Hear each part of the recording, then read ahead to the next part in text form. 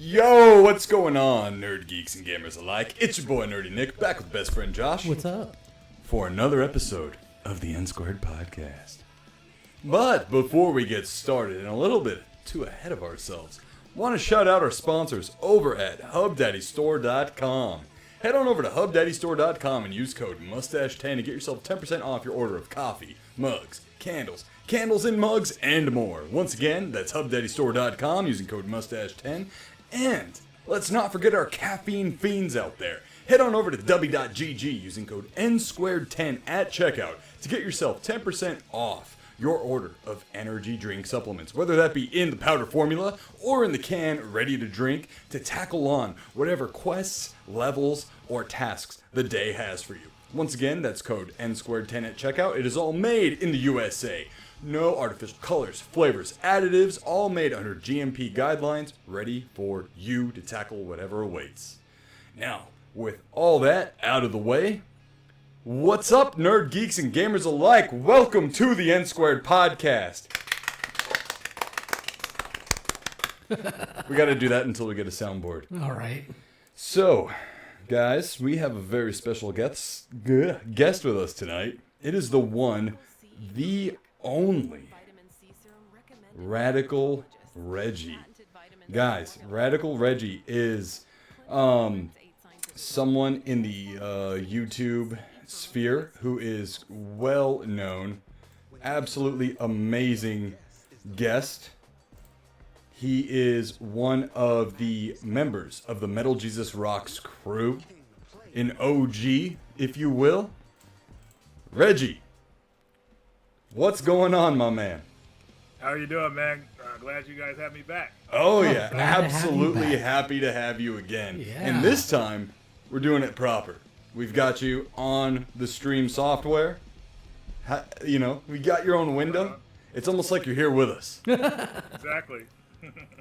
Guys, before we get too deep into the episode, can you just please confirm audio levels? How is everything sounding? Snark, I see you say you already said sounding pretty good. Fucking Snark's on top of it. Hell yeah. So I also want to say we are viewer supported. It is within the chat at the very top. Anything and everything that goes into the show is brought to you by Patreon.com. Head on over to Patreon.com/Nsquared podcast, where you can be an Nsquared podcast bro Chacho, and bro Chachosaurus Rex. Each tier gets an awesome Nsquared podcast sticker for as little as $3 a month. Anything and everything that you guys donate to us via Patreon gets put right into the show, just like this mic that was actually donated to us straight up. But also, I got a new mic arm, guys, because of you. Yeah. Right on. Putting that Patreon money to use. So once again, guys, thank you so much for everything. Normally, I put the mic on the table. Don't even have to worry about that anymore. Before, it used to be like, I would sound really good, and then Josh would be drowned out. And then Josh got a new mic, and then I got drowned out. So now we are balanced. If I'm too loud by any means, let me know, and we'll make some adjustments on the fly. But You got Locke saying that apparently it sounds like it's echoing on your side. it's echoing. Yeah. Let me turn the gain down.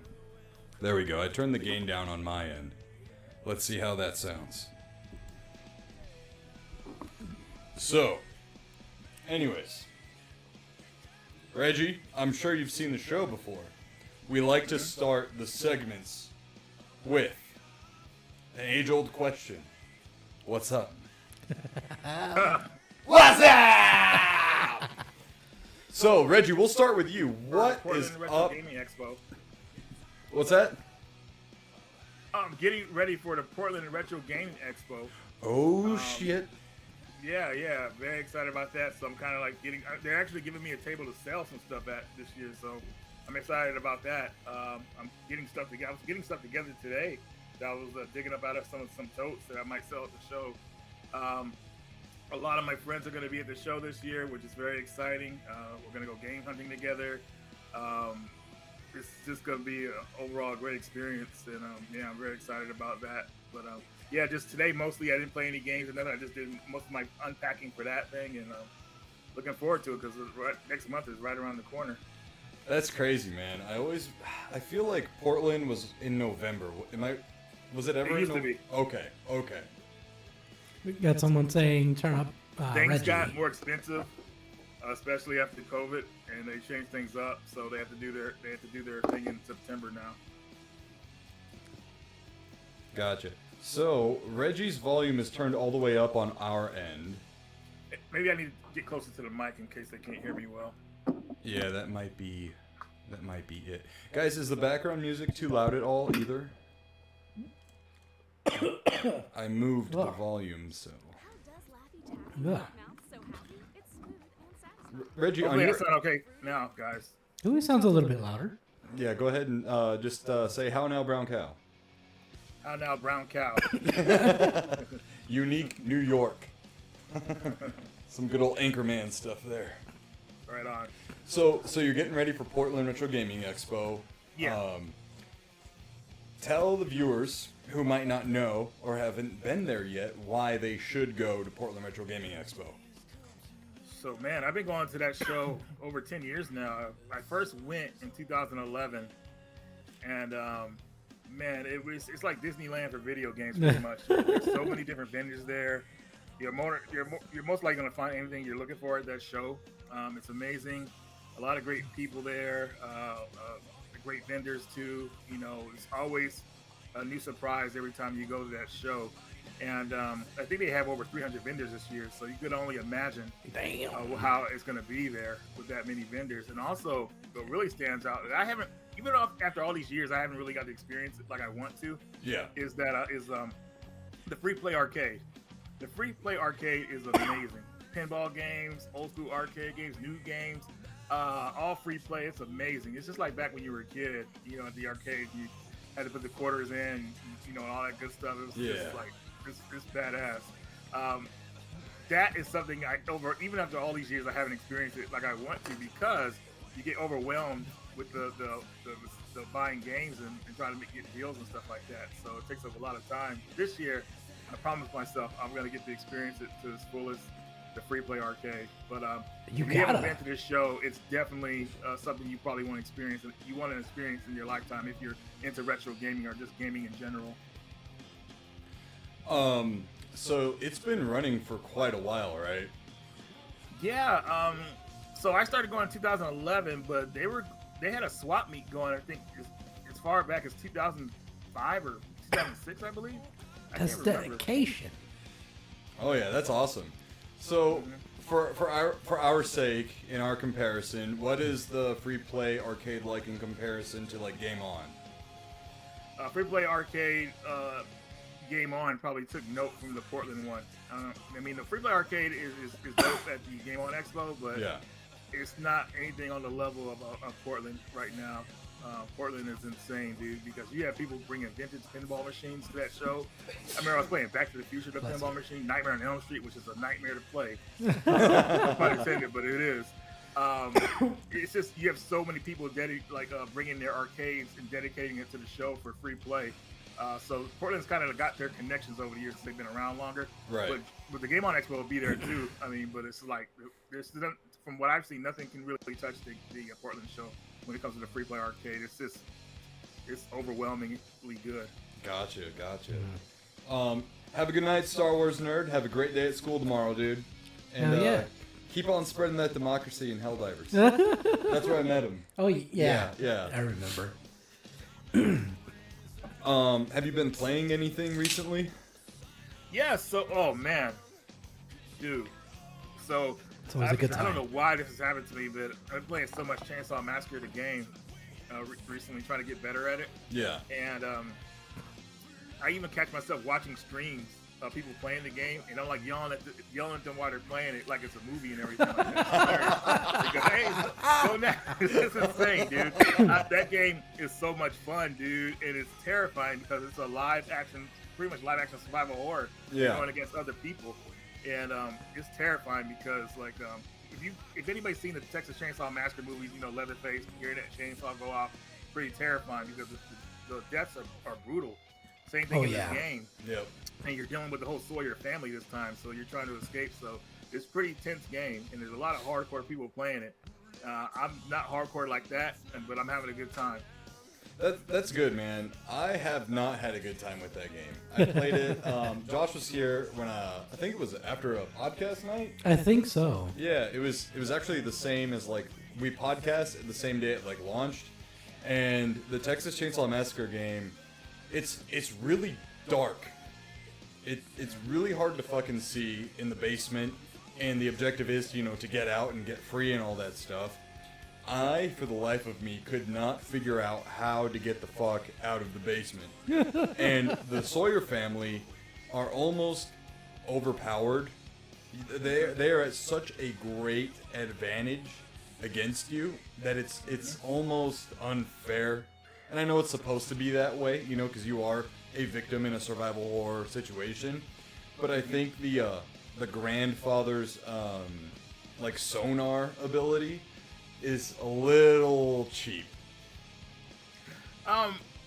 Yeah, you could say that, but at the same time, if that grandfather's like ability wasn't in the game, you could actually hide really for a long time in the game. You could hide and they would never find you. Like, that's the thing about being a survivor in the game. You can actually hide in some good spots and they won't find you. So the sonar ability keeps you playing to try to escape or whatever like that, because if it wasn't there, I mean, you'd be having some long matches and people would be quitting and stuff like that. So it keeps the tension going. But gotcha. I get what you're saying though.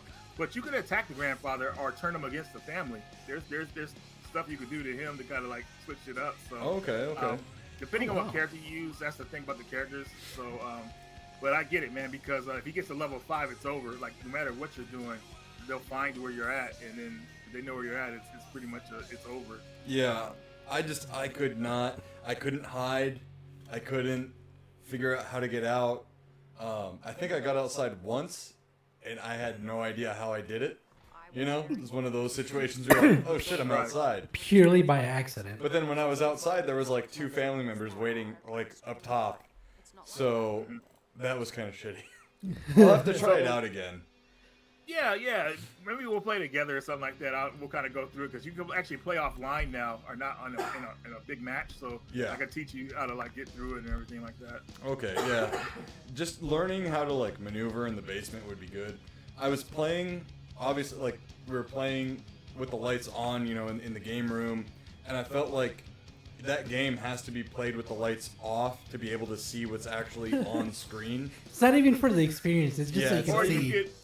You could brighten it up too with the options to see better in the basement. But remember, even though you can't really see in the basement, they can't really see you in the basement either unless you're moving or you're near a light. So that's the advantage too, in a way. But yeah. Yeah, that's true. So you've been playing that. Anything else? Yeah, I did a pickups video recently, so I've been playing all the games on there.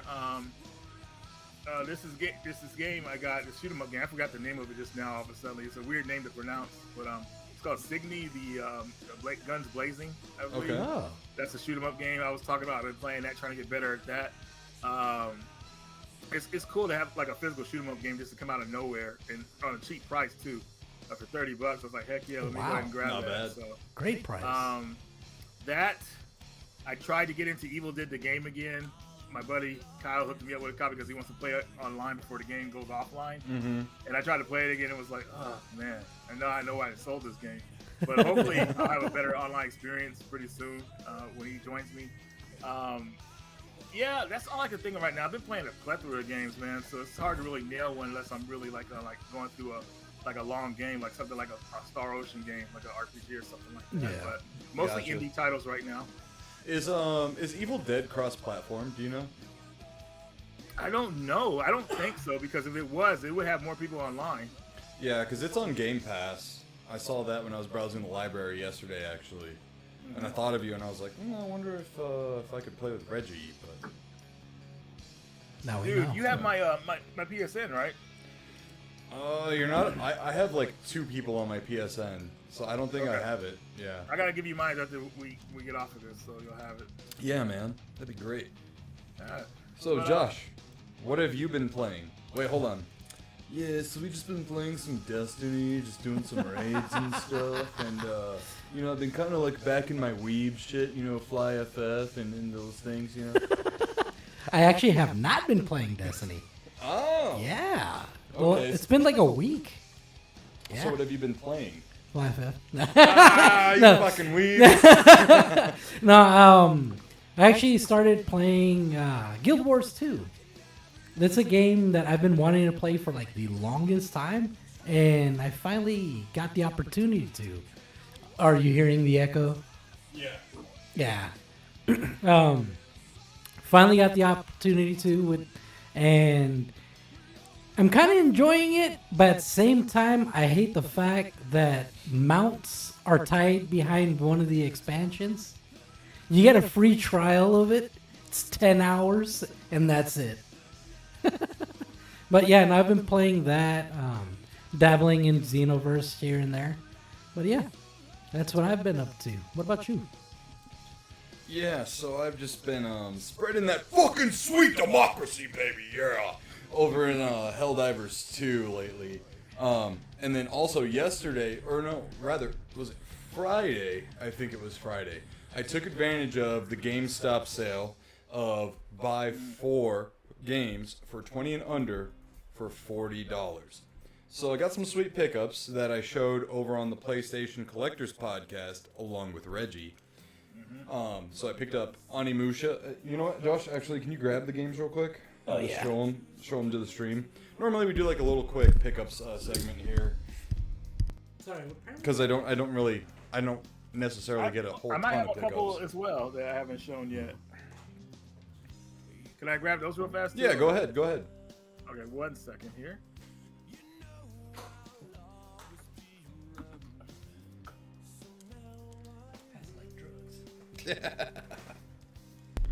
I don't know if they heard that though. The mic Like off. drugs. I'm gonna turn my mic down a little more because Yeah. now that the mic is like up here and stuff, it's catching you talking this way. Which is weird, because... Well, It's before the mic further. was aimed from here Oh. this way. I see Now what it's you aimed mean. Here, from here, back. I see what you mean. So yeah, it's picking you up slightly, but as long Yeah. as I'm just talking directly into the mic, I don't think there'll be too much of an echo as long as the gain isn't too high. How do I sound, guys? Do I sound okay? Do I sound loud, quiet, etc., etc.? Yeah, it's going to be a It's another challenge. adjustment just Yeah. because we're introducing a new piece of fucking hardware, which is totally rad. Once again, brought to us by our supporters over at patreon.com. Locke says Josh's mic is echoing too. Matthew says it's better though. Go ahead and say something, Josh. Something. I mean, I'll try not to talk as loud. Be a little bit more out here. Send the mic a little bit. We're just going to have to, I think for right now, until we get shit figured out, we're going to have to kind of like mute, unmute our mics as we're talking, I guess. Oh, Reggie fucking disappeared. Hold on. There you go, Reggie. You're back on stream. Yeah. I tried to reset it because the thing froze, but it just froze up again. So no, it's all good. Okay. It's so weird. Are we frozen on your end? You are, but I have you on my on your YouTube channel up, so it's just a small delay, but I can see you guys. Okay, cool. So I'll show off my pickups real quick here, guys. So this was on the 4 for $40 sale. So pretty much all of these games that I got would have been a total of $80, but I got them for $40. Once again, shout out to GameStop. I know they get shit on a lot, but let's be real, at the end of the day, they're probably going to be the last place commercially to buy video games, brick and mortar. Right? So I got Onimusha for the PS4. Great, I would say, hack and slash survival horror puzzle game. If you love Resident Evil and always wondered what it would be like in a feudal Japan setting, I would say definitely try Onimusha. Instead of zombies, though, it's demons. Very good game. Love that game. Very, very good puzzles in that game as well. Mm-hmm. I Water have puzzles annoying. Ugh. I have this next game on the Xbox Series X, but originally I had it on the PS4. Sometime between my divorce and now, the case remains. The disc God knows where it went. So I picked it up again for the PS4. It's Crash Team Racing Nitro Fueled. This is a remaster, or remake rather, of Crash Team Racing for the PS1. Very good game. Super underrated. Honestly, in my opinion, I think it's a better kart racer than Mario Kart 8 Deluxe. I said what I said. And then next up, I picked up the Callisto Protocol. This is a Dead Space-like. From what I understand, Josh you played all the way through it, right? Oh, yeah. Yeah, so it's a slow burn kind of game, from what he's told me. I always wanted to play it, but I never wanted to get it at full price. Got part of the sale. Time, yeah. And what's also hilarious is we were browsing through Game Pass Ultimate yesterday. It's on there. But I was like, you know what? Now no one can take it from me. And then last but not least, I picked up Resident Evil 5. I'm sorry, Resident Evil for the Xbox One. Playable on the Series X. The way it came out was like Resident Evil 4. Yeah. We're playing this through, as co-op, which is really fun. I've never played the game more than about how far did we get before I was like, yeah, this is where I stopped. It was the 30 minutes in. That Probably when you get that Shanky Town, that part is annoying. no, it was the It was like the black goo monster that you have to throw into the furnace. I think it was called the Ouroboros. Yeah, I got a little bit past that. I originally played it as a rental for my Xbox 360 from fucking Blockbuster when they were still around. Jeez, it was like the last few years of Blockbuster. But I had rented this and Fallout 4 at the same time, or no, Fallout 3 at the same time. So I just kept hopping back and forth and stuff. But so far, I'm really liking Resident Evil 5 as a co-op experience. I'm not 100% sure how I would like it playing it solo and relying on the AI. Because from what I remember, on the 360, the AI kind of got annoying to me a little bit. It's funny. Mystically's just said that Resident Evil 5 is fun on co-op. Oh, yeah. Yeah. So Josh and I have been playing this. And you know what? I thought about it last night after we progressed as far as we did. I was like, this would have been a great October stream. Yeah. But here we are just fucking ruining that and playing it off camera.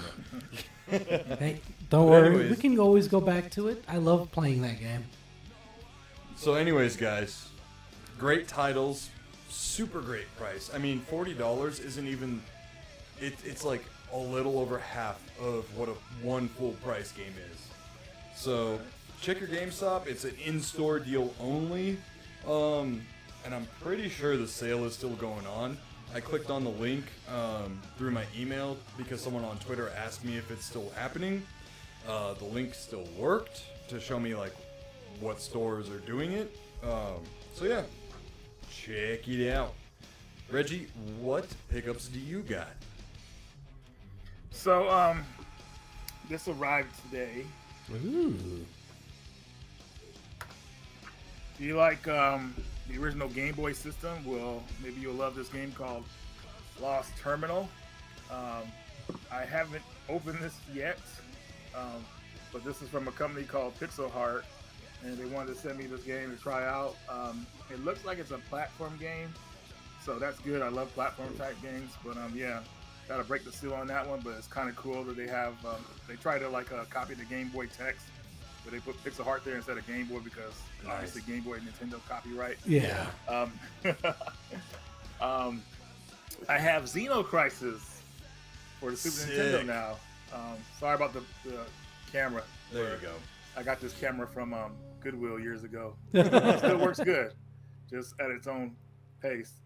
But Xeno Crisis is a game that's very similar to Smash TV. It's better than that game. It's just a really well-rounded arcade type game as well.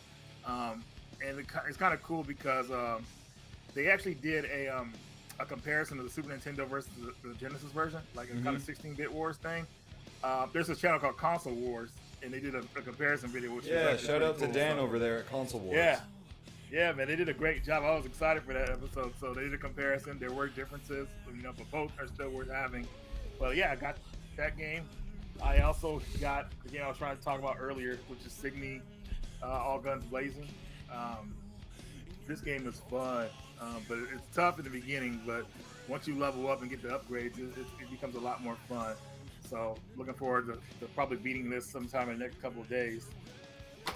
And let's see what else I got here. I got this game.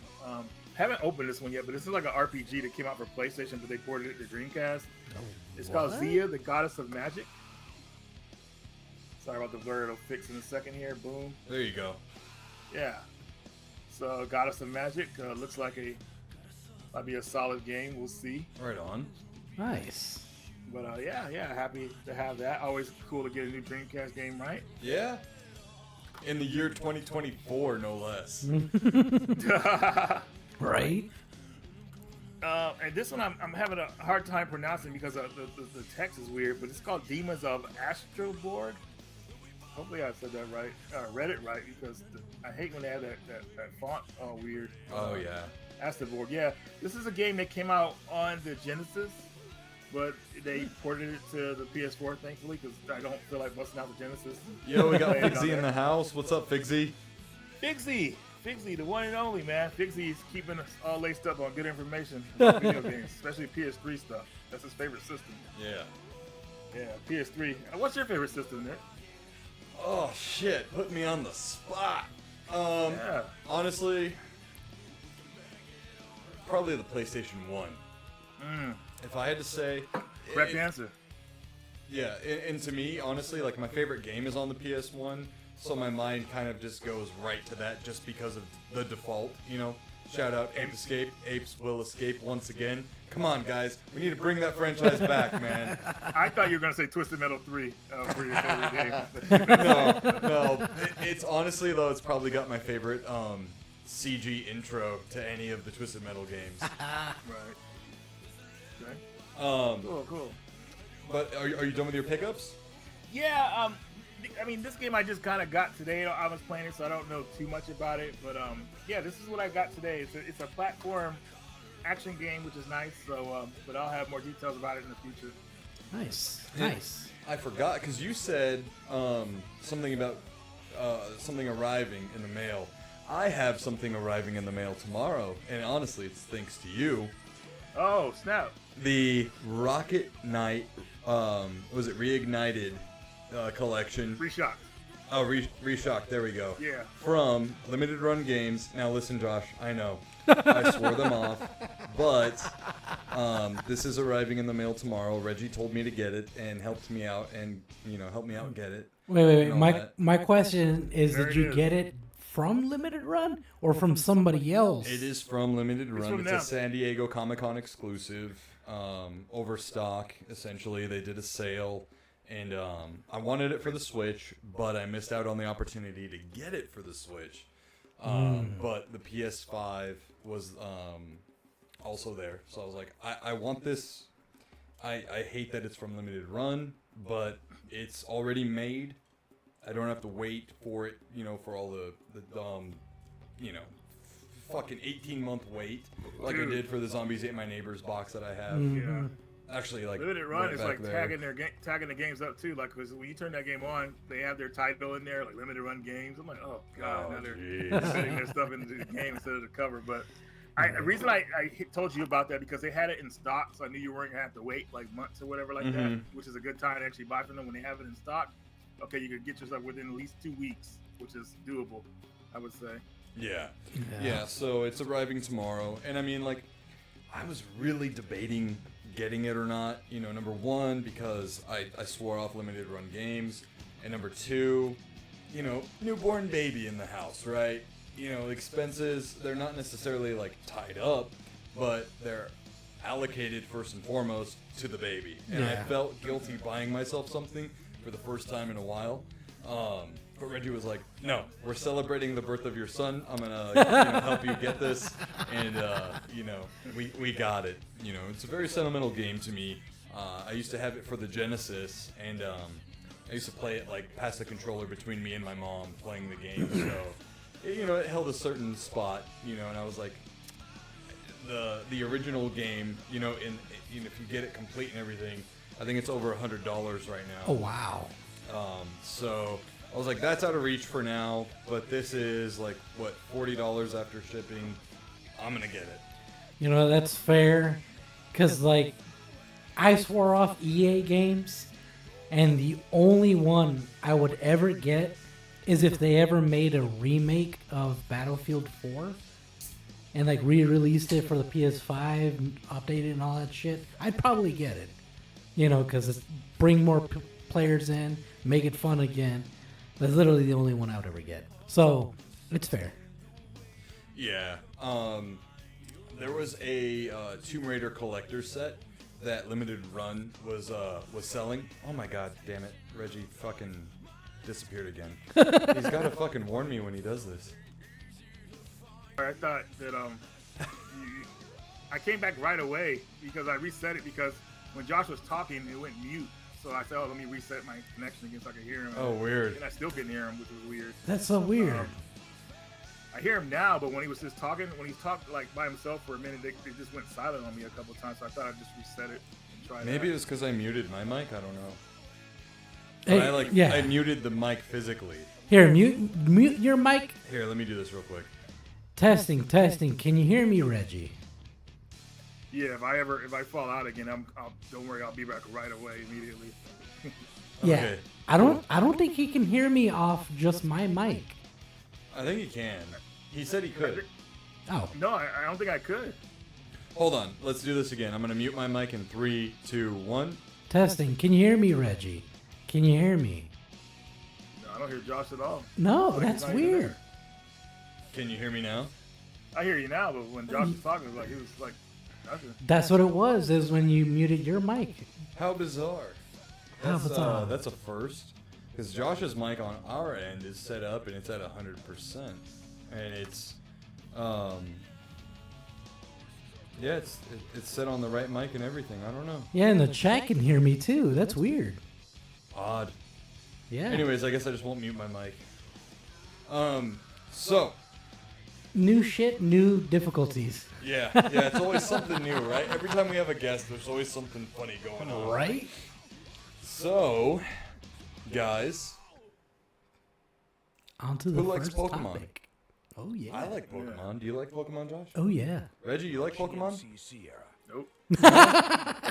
Well, that's okay. No hesitation in that note. So, this is brought to us by comicbook.com, just like a bunch of other articles that I'm going to bring up.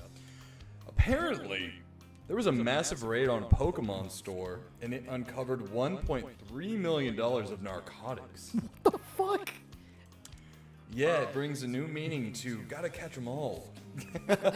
This was written by Megan Peters on August 25th, 2024 at 11:20 a.m. So, apparently, All right. a Pokemon shop... Oh, go ahead, Josh. Fucking interrupt me. Pull a Hold on. Kanye. What? Yeah. Hate to interrupt you. I'm gonna let you finish. I'm going to let you finish. Yeah. But are we doing any Patreon questions today?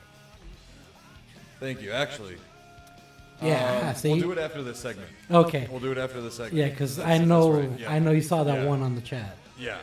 So we've got one from Snark, and then we've got a couple from Patreon. Yeah. We'll get to that. So, apparently, there was a Pokemon store. Where is it? It's in Hong Kong. I just saw it. What? I'm trying to skim through the article. Just to make it quick.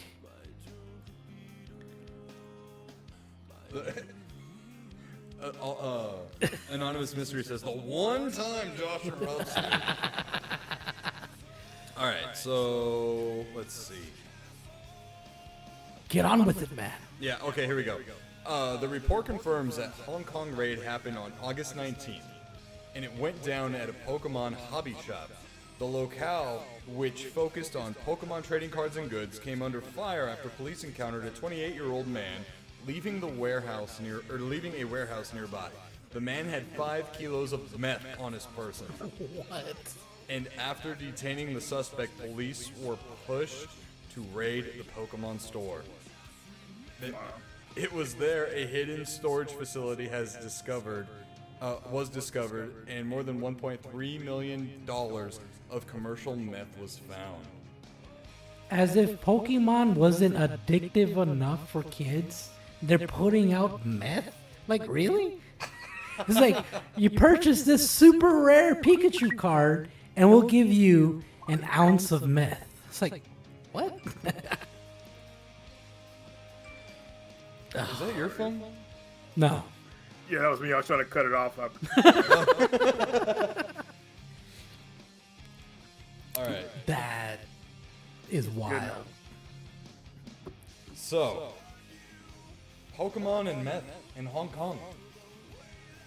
Yeah, who would think that they would have that drug over there? Wow.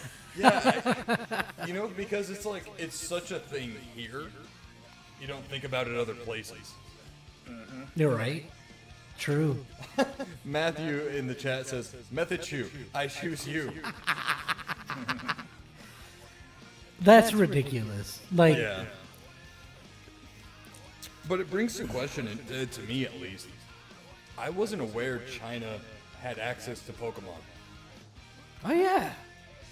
Because Yeah. they've got some weird ass restrictions, right, with like Nintendo and some certain name brand video game stuff. So it's kind of odd. It's funny.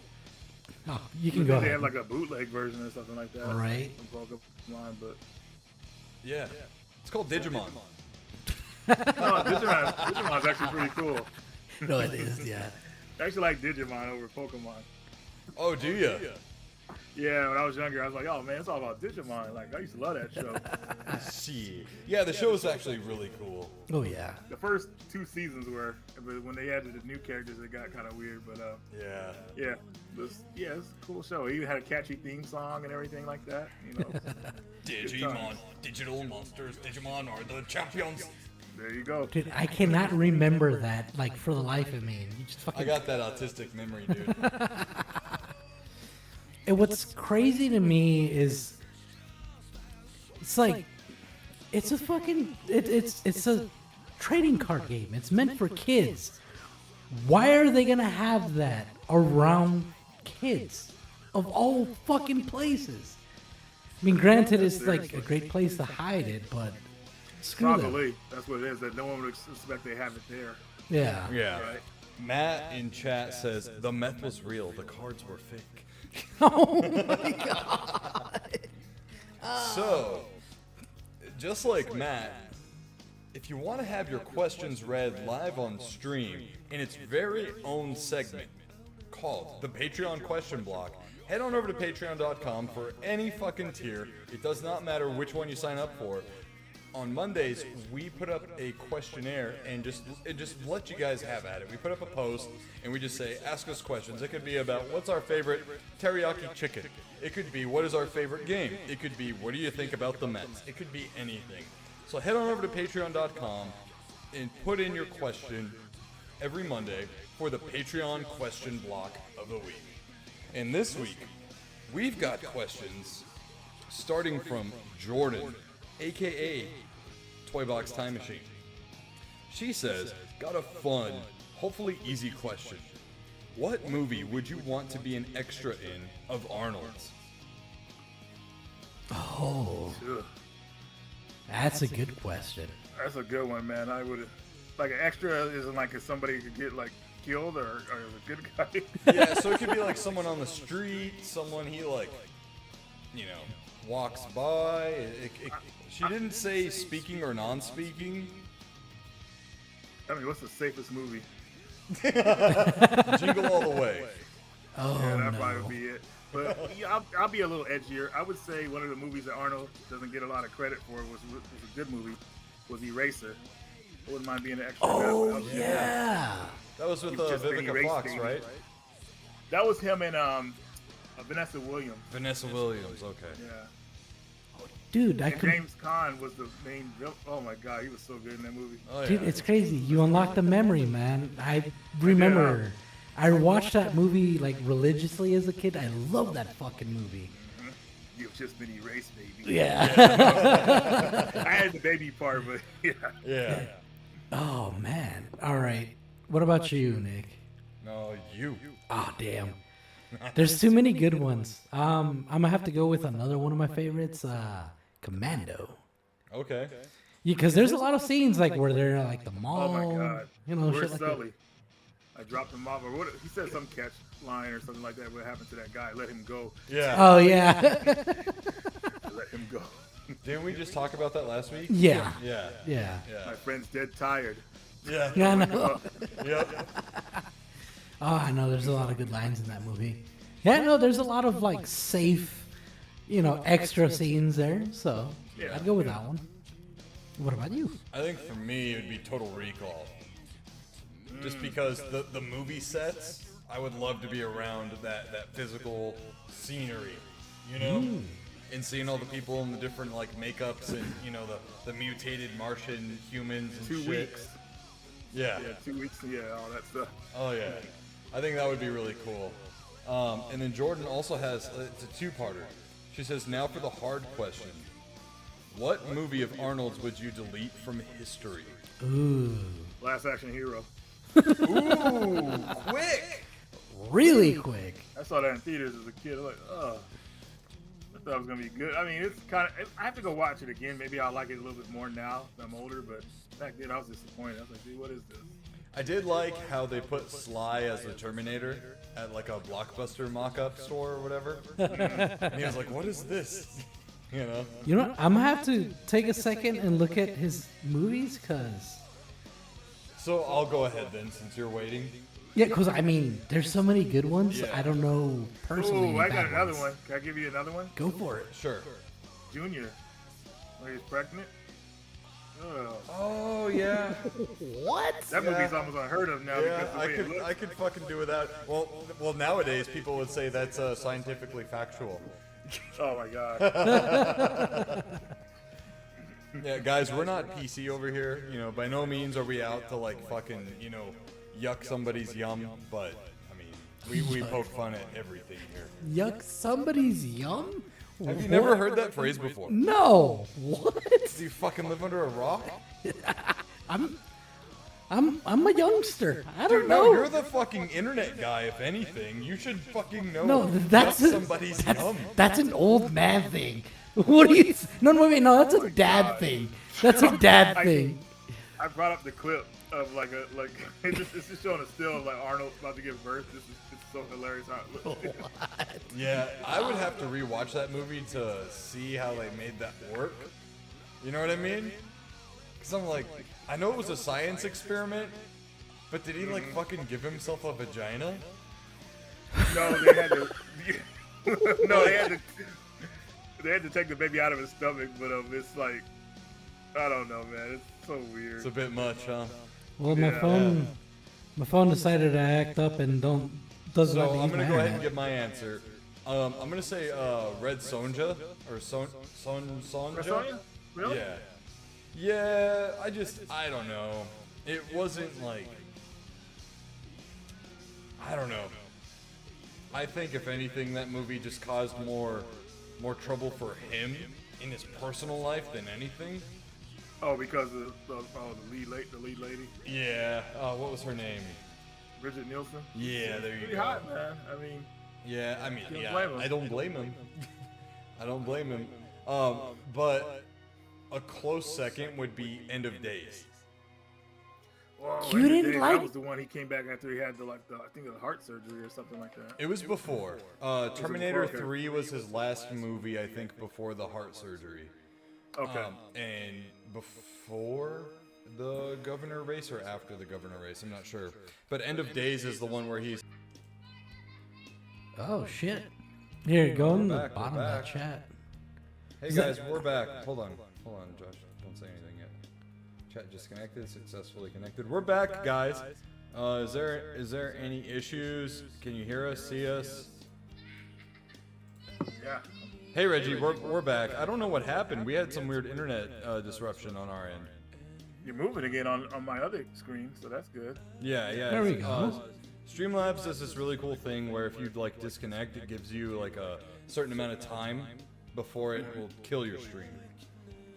Oh, that's good. Yeah. You were at the part where End of Days, like before you cut out. Yeah, so what I really like, the one thing I like about End of Days is it gave us one really good movie quote. It is, "You're a fucking choir boy compared to me." You know? I used to have a soundboard from E-Bum's World way back in the day. And it was an Arnold one. And I would prank call my friends and family. And you know, I would do the Arnold one. And it had that on there. You know, it was so good. But yeah, Red Sonja, I guess, would be one.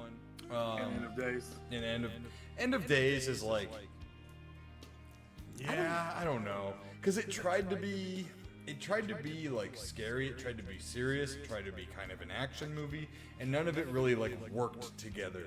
I think it was trying to play off that whole fear of the year 2000. You know what I mean? Right. Yeah, and then most of that movie wasn't really surrounded around him too. I mean, it was like focused on the other characters more than him, I thought. But I totally get what you're saying with that one. Yeah. I don't know. So I'd have to rewatch it to see if I agree with you or do not. you have an answer though? Yeah, because I can't agree with End of Days for now. I'd have to rewatch it. So for now, I'm gonna have to go with Terminator 3, just because some of the movies. Talk to the hand. Like some of the movies you guys talked about, like either I haven't seen it or don't remember it well enough. So I can't agree with those. I can't say yay or nay. So I'm gonna have to Did go you with know that. China was supposed to be the female Terminator? The WWF wrestler? I think we had this Man, 'cause their conversation. action wouldn't have been. I mean, not that you have to be a really good actor for that role, but China's just like, Well, I don't think the female Terminator had any speaking lines. Maybe like a couple, but Yeah, I yeah, can't Vince remember. McMahon actually screwed her out of that. Yeah, he didn't like his wrestlers doing movies. That's why Roddy Piper, when he did that movie called They Live. They Live, yeah. Vince tried to give him a hard time about that. And it was some contract Yeah. conflict they had with each other. Which is, it's weird because a lot of wrestlers have done really well in the movie industry. So it's like, why? It's just contract. Like he wants a part of it or something like that. Ah. I remember Hulk Hogan didn't have any trouble doing No Holds Bar. But we saw Oh, how that yeah. movie turned out. Yeah, You and know? he was also in Rocky 3. Vince McMahon Sr. gave him hell for that one, I heard. I don't remember what exactly happened, but What? He was yeah, Thunder they don't like Lips. he almost didn't do that one either. Yeah. Dude, that was a prime Hogan dude right in that movie. Oh, big time. Big time. So next up, we got a question from Snark. He says, I have a question for Reggie. Yes, I have a Patreon. All right, yes, I have a Patreon question for once. I know it's on the other side of the country, but have you or Metal Jesus ever considered going to MagFest? What exactly is MagFest? Like, give me, you guys know? I'm trying to. He might know. So MagFest essentially is a giant video game convention. It used to be really big, like way back. During like I would say like the 2010s. Oh wow.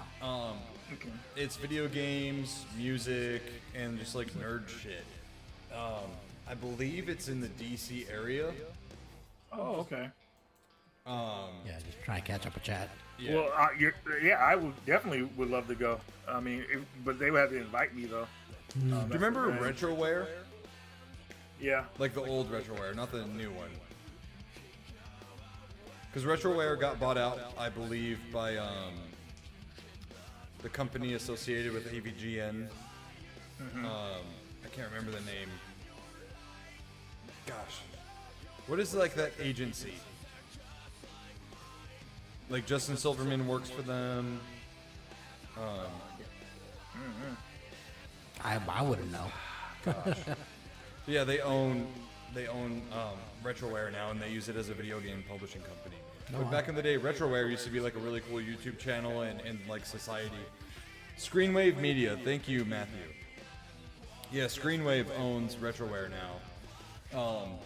But like during the old school days, MagFest used to be like the thing on the east side. It's funny because I've never heard of MagFest, and I'm from the East Side. Well, you also had like Dragon Con, which was like huge, right? Yeah, fair. And that, even though that was more like anime and everything. Yeah, they still had video game Yeah, stuff. but like Dragon Con for you growing up in Georgia was like in the zeitgeist. Yeah, fair. That's fair. Yeah.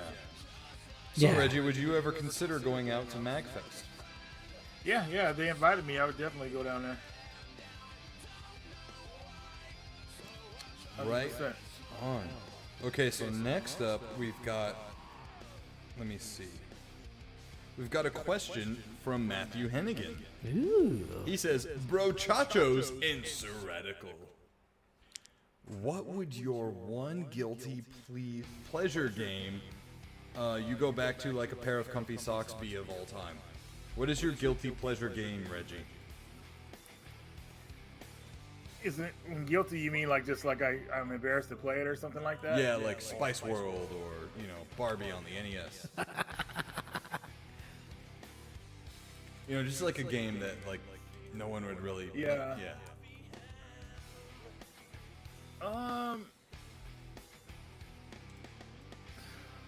That's a tough one, man. It's Really so gotta think bad about it's it good, because- says Matt.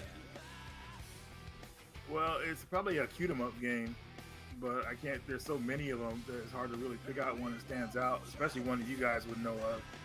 Well, I know like the. It's like a game that you like. If you were playing a game and someone came in the room, you'd be embarrassed that you're playing it or something like exactly like that. Yeah. Do you want us to come back to you? Yeah, come back to me. You guys choose one. I got to think about this one because.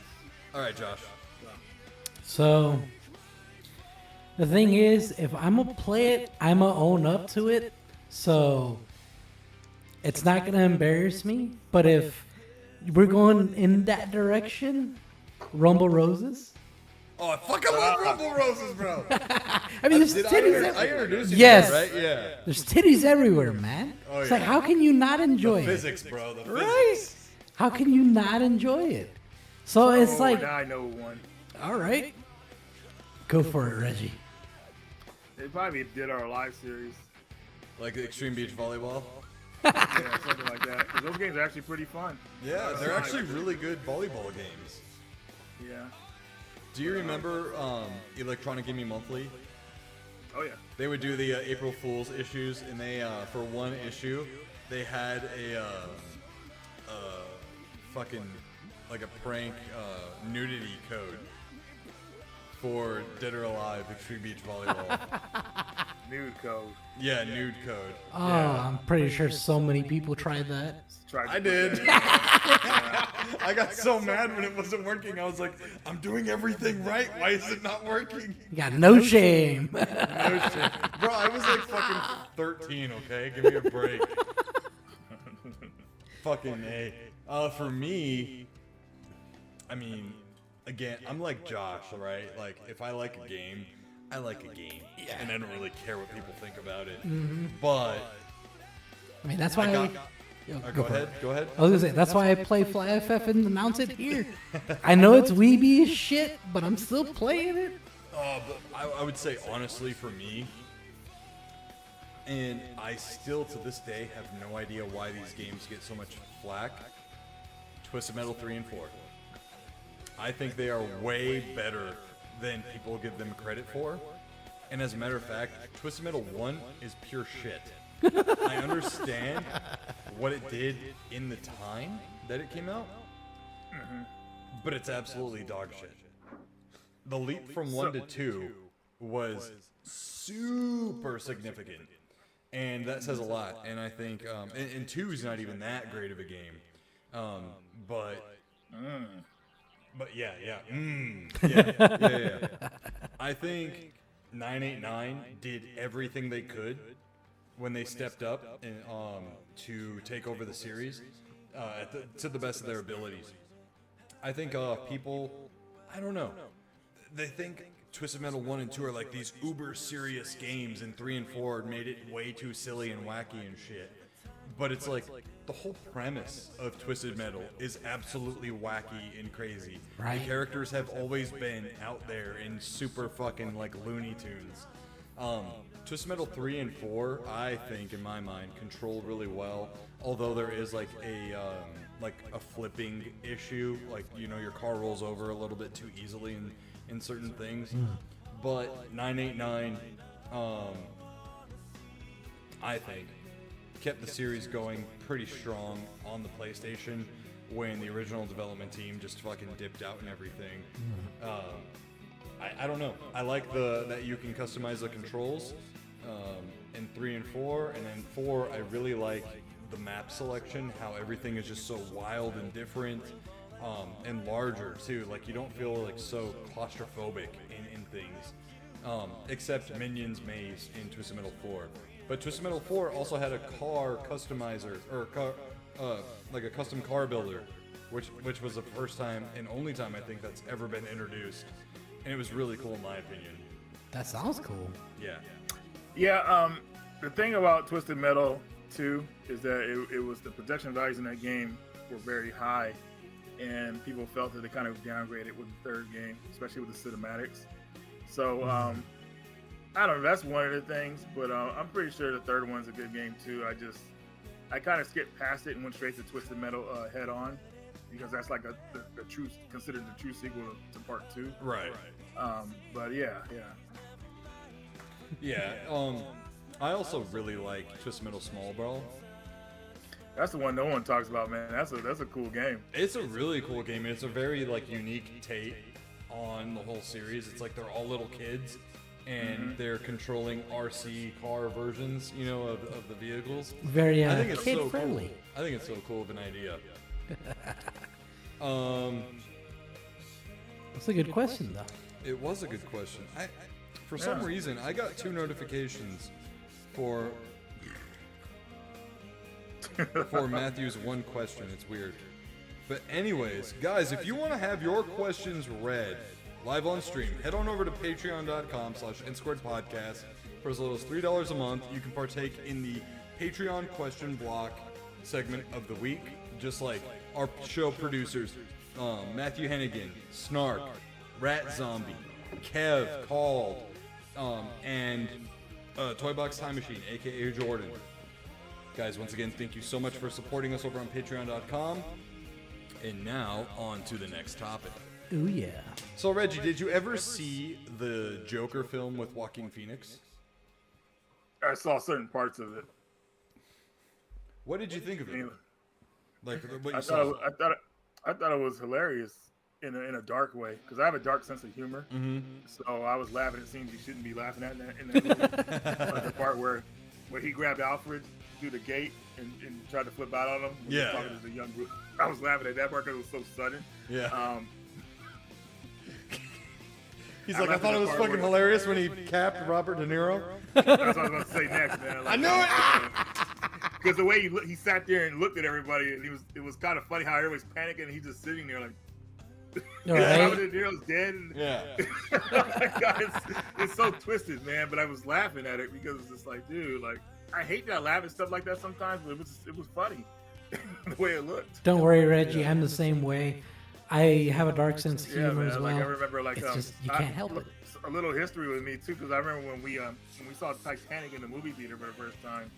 And I was young and everything like that. But when the boat was tipping over, and the people were falling over and hitting the side of the boat, I just started busting out laughing. I was trying to hold it in because I knew people were trying to watch the movie, but it was so hard because it was so funny the way the effects looked. Yeah. Yeah. I mean, I just couldn't help it, man. So we all know it's kind of like a standalone thing of its own. It's not connected to the greater DC universe or anything like that. There is a sequel coming out, Joker 2. What is it, like Voler le Deux or something like that? Yeah, Lady Gaga's gonna play Harley Quinn. Like, yeah. So as you guys have seen in the thumbnail, the Harley Quinn is being played by Lady Gaga. So a report came out. Let's see, we'll read from Game Rant. We'll just read the clip notes here. So, director Todd Phillips reveals a radical departure in Harley Quinn's character for the Joker sequel, portrayed by Lady Gaga. Harley Quinn won't have her traditional backstory as a psychologist, instead portrayed as a fellow patient in the Arkham State Hospital. The decision to change Harley Quinn's character in Joker Folie à la Deux is a bold move that may impact fans' perception of the film. So, from what the director has said, she won't be having any of the quirks that Harley Quinn has. She essentially is a brand new character. I understand that in the very first Joker, it was a very different take on the Joker. But at the end of the day, he was still the Joker, right? Yeah. I feel like Batman, Superman, the Joker, Harley Quinn are all solid staples. I will even say Wonder Woman are all solid staples in the DC comic universe and cinematic universe. I understand that these are separate, from that, but I really don't know how to feel about a Harley Quinn. You know what? Okay, I'll say this. This almost feels like the Halo Paramount Plus television show. Yeah.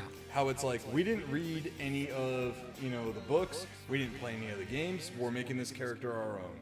And unfortunately, Harley Quinn has been in movies since the first Suicide Squad movie came out, and has been all over the cartoons and animated things. Mm-hmm. I just don't know. I don't know why you make a huge sudden change to that character, even if it is in this movie. I don't get it. These people who make these movies, man, they have their own vision of stuff, and they have their own version of I think they have their own version of Harley Quinn they want to introduce, and because we know what to expect from that character, so they want to give us something new, I think. And it sucks because it's a toss up whether it'll work or not. You know what I mean? Right. This could cost being a good movie or whatever like that. So hopefully Joaquin he'll be on his game as usual.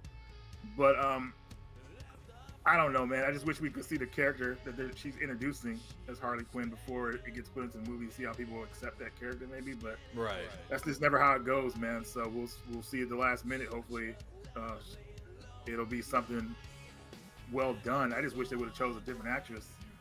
But, yeah. And it's like, I understand she, I guess, got critical praise with The Star Is Born a few years back. She did.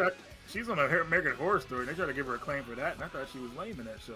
Yeah, I've never watched that show, but I heard that she was like a real popular person. I mean, they have Kim Kardashian on that show, so the standard. No. I'll tell you this: stick with the first 2 seasons of American Horror Story, you'll be safe. You start to dip your toe into. If you start going later than that, I mean, you're risking your sanity in good shows, because I couldn't even watch one show, the one they did in New York. I was like, oh my God, there's too much stuff going. It's too crazy. I said, I got to turn this off, and I never watched it again.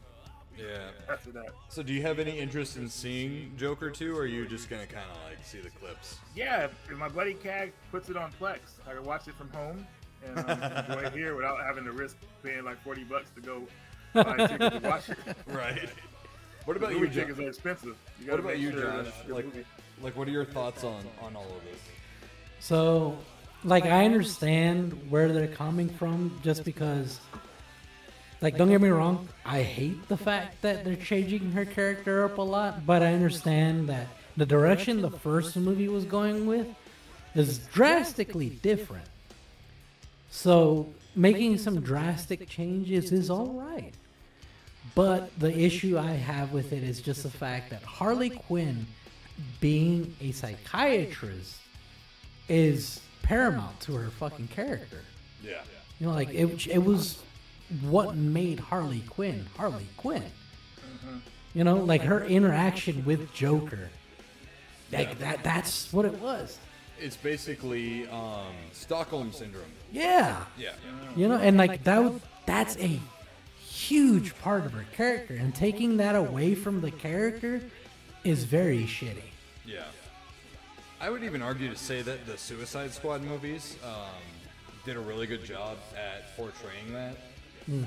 She was really reliant on him in the first one, and in the second one, it was like post-breakup. Yeah. And she kind of like broke from the Stockholm syndrome, so to speak. But Yeah, man. I don't know. I know the movie is also like a pseudo musical, Yeah. and I'm not a fan of musicals like whatsoever, dude. I like grin and bear if I have to watch one, but I fucking hate musicals. Yeah, I despise them too. Yeah, there's something about like Oh. characters singing their lines. I'm just like, this is. Ugh. They could be done pretty cool though. You ever seen that movie with Eric Andre? It was called I can't remember the name of it for some reason right now. It was called Friend Trip or something like that. I don't think hold so. on. Well, he had a sing along in that. He had like a sing along part in it, and it was so freaking cool how they did it. And they did it live, like while they were filming the movie, so Okay. people who were around weren't in on it. But it was kind of cool the way that was done. So people in the chat, if you've seen this movie, let me type Eric Andre so I can remember the exact movie title because I hate when I forget. Yeah. Um, The only one I've heard that, and I still haven't watched it, that heard is kind of cool is Sweeney Todd.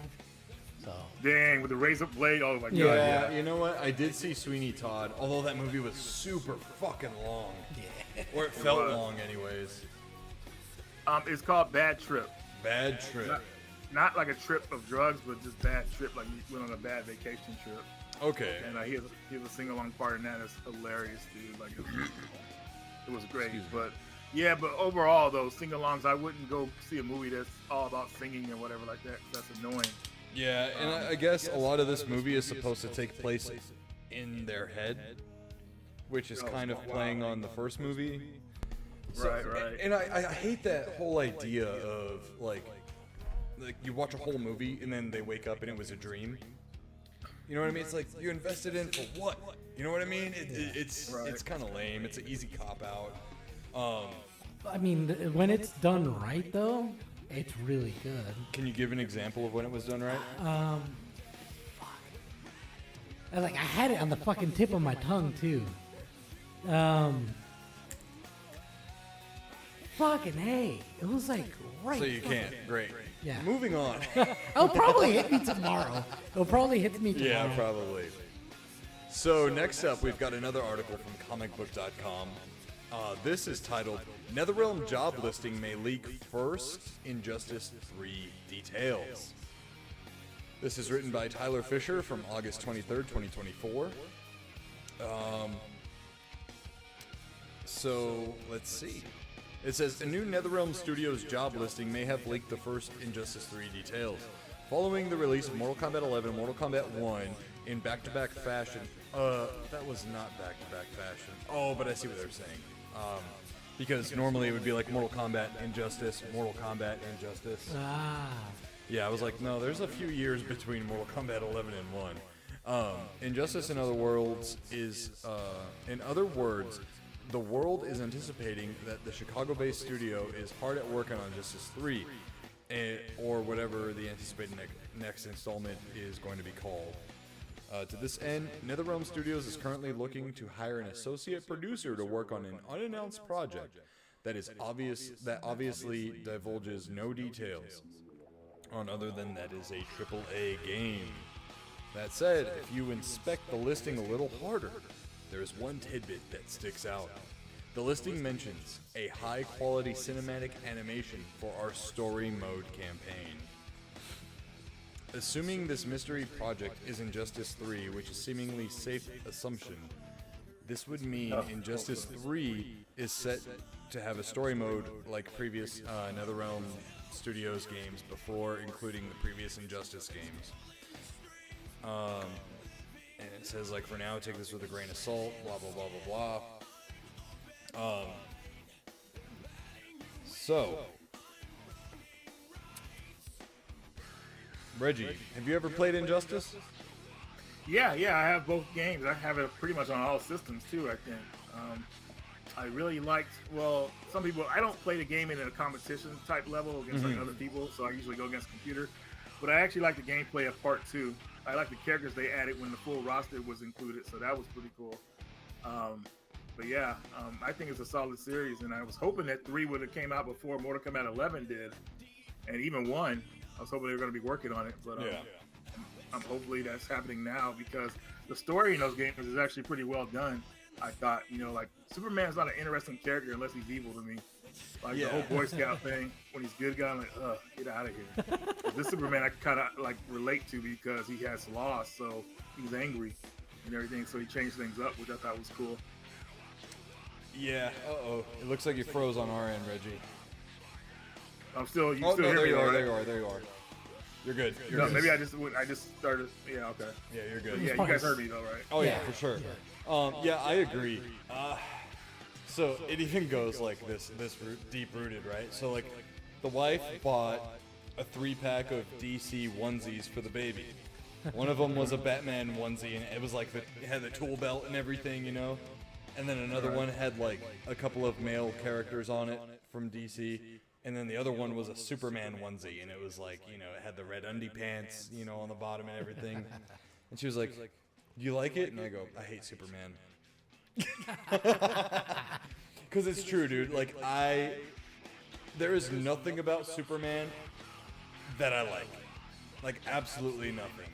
He is an absolute broken character, meaning there's like no weakness, all strengths. The guy is like maxed out on all fucking stats, except if you take away the fucking sun or give him kryptonite, right? There's nothing like desirable about Superman as a person either. He's super fucking boring and has no personality.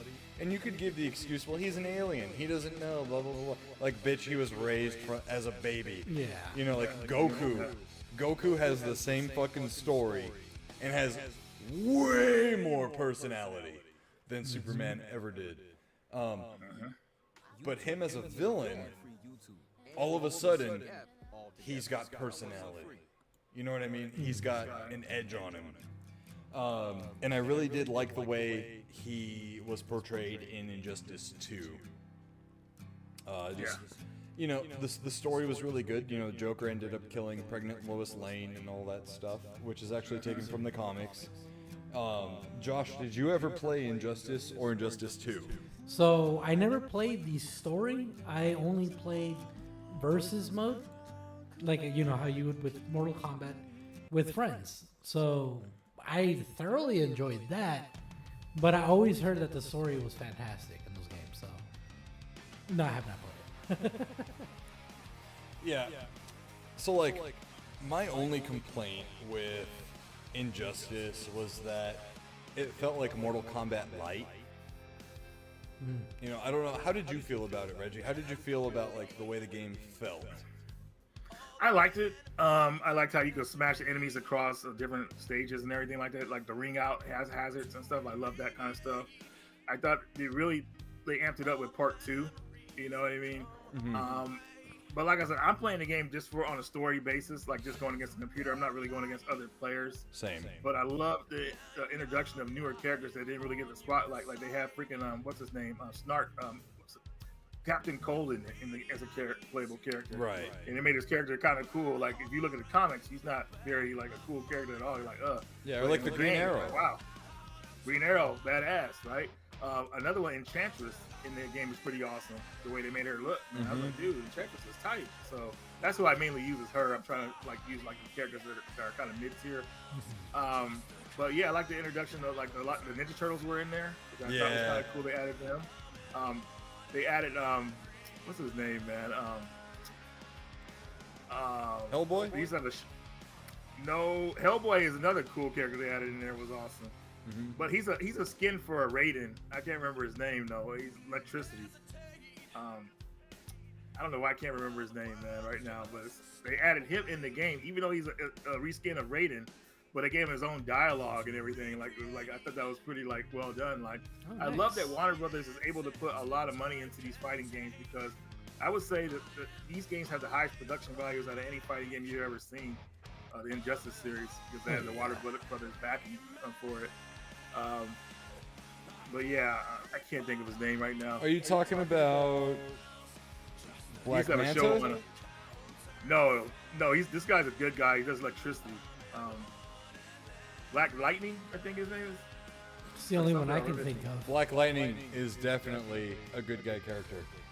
Yeah. He's in it as a reskin for Raiden. I thought that was hilarious because they actually gave him his own dialogue, and it was just like really like high production that they did.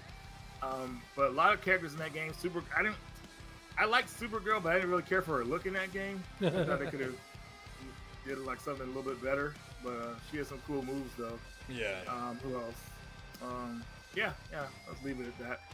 I'm hoping. Oh, Brainiac was pretty badass because I like the organic Brainiac better than the robot version that they had in the Same. cartoons. Yeah. So Brainiac was a good villain. The hub in that game was weird, man, because I had a hard time finding arcade mode.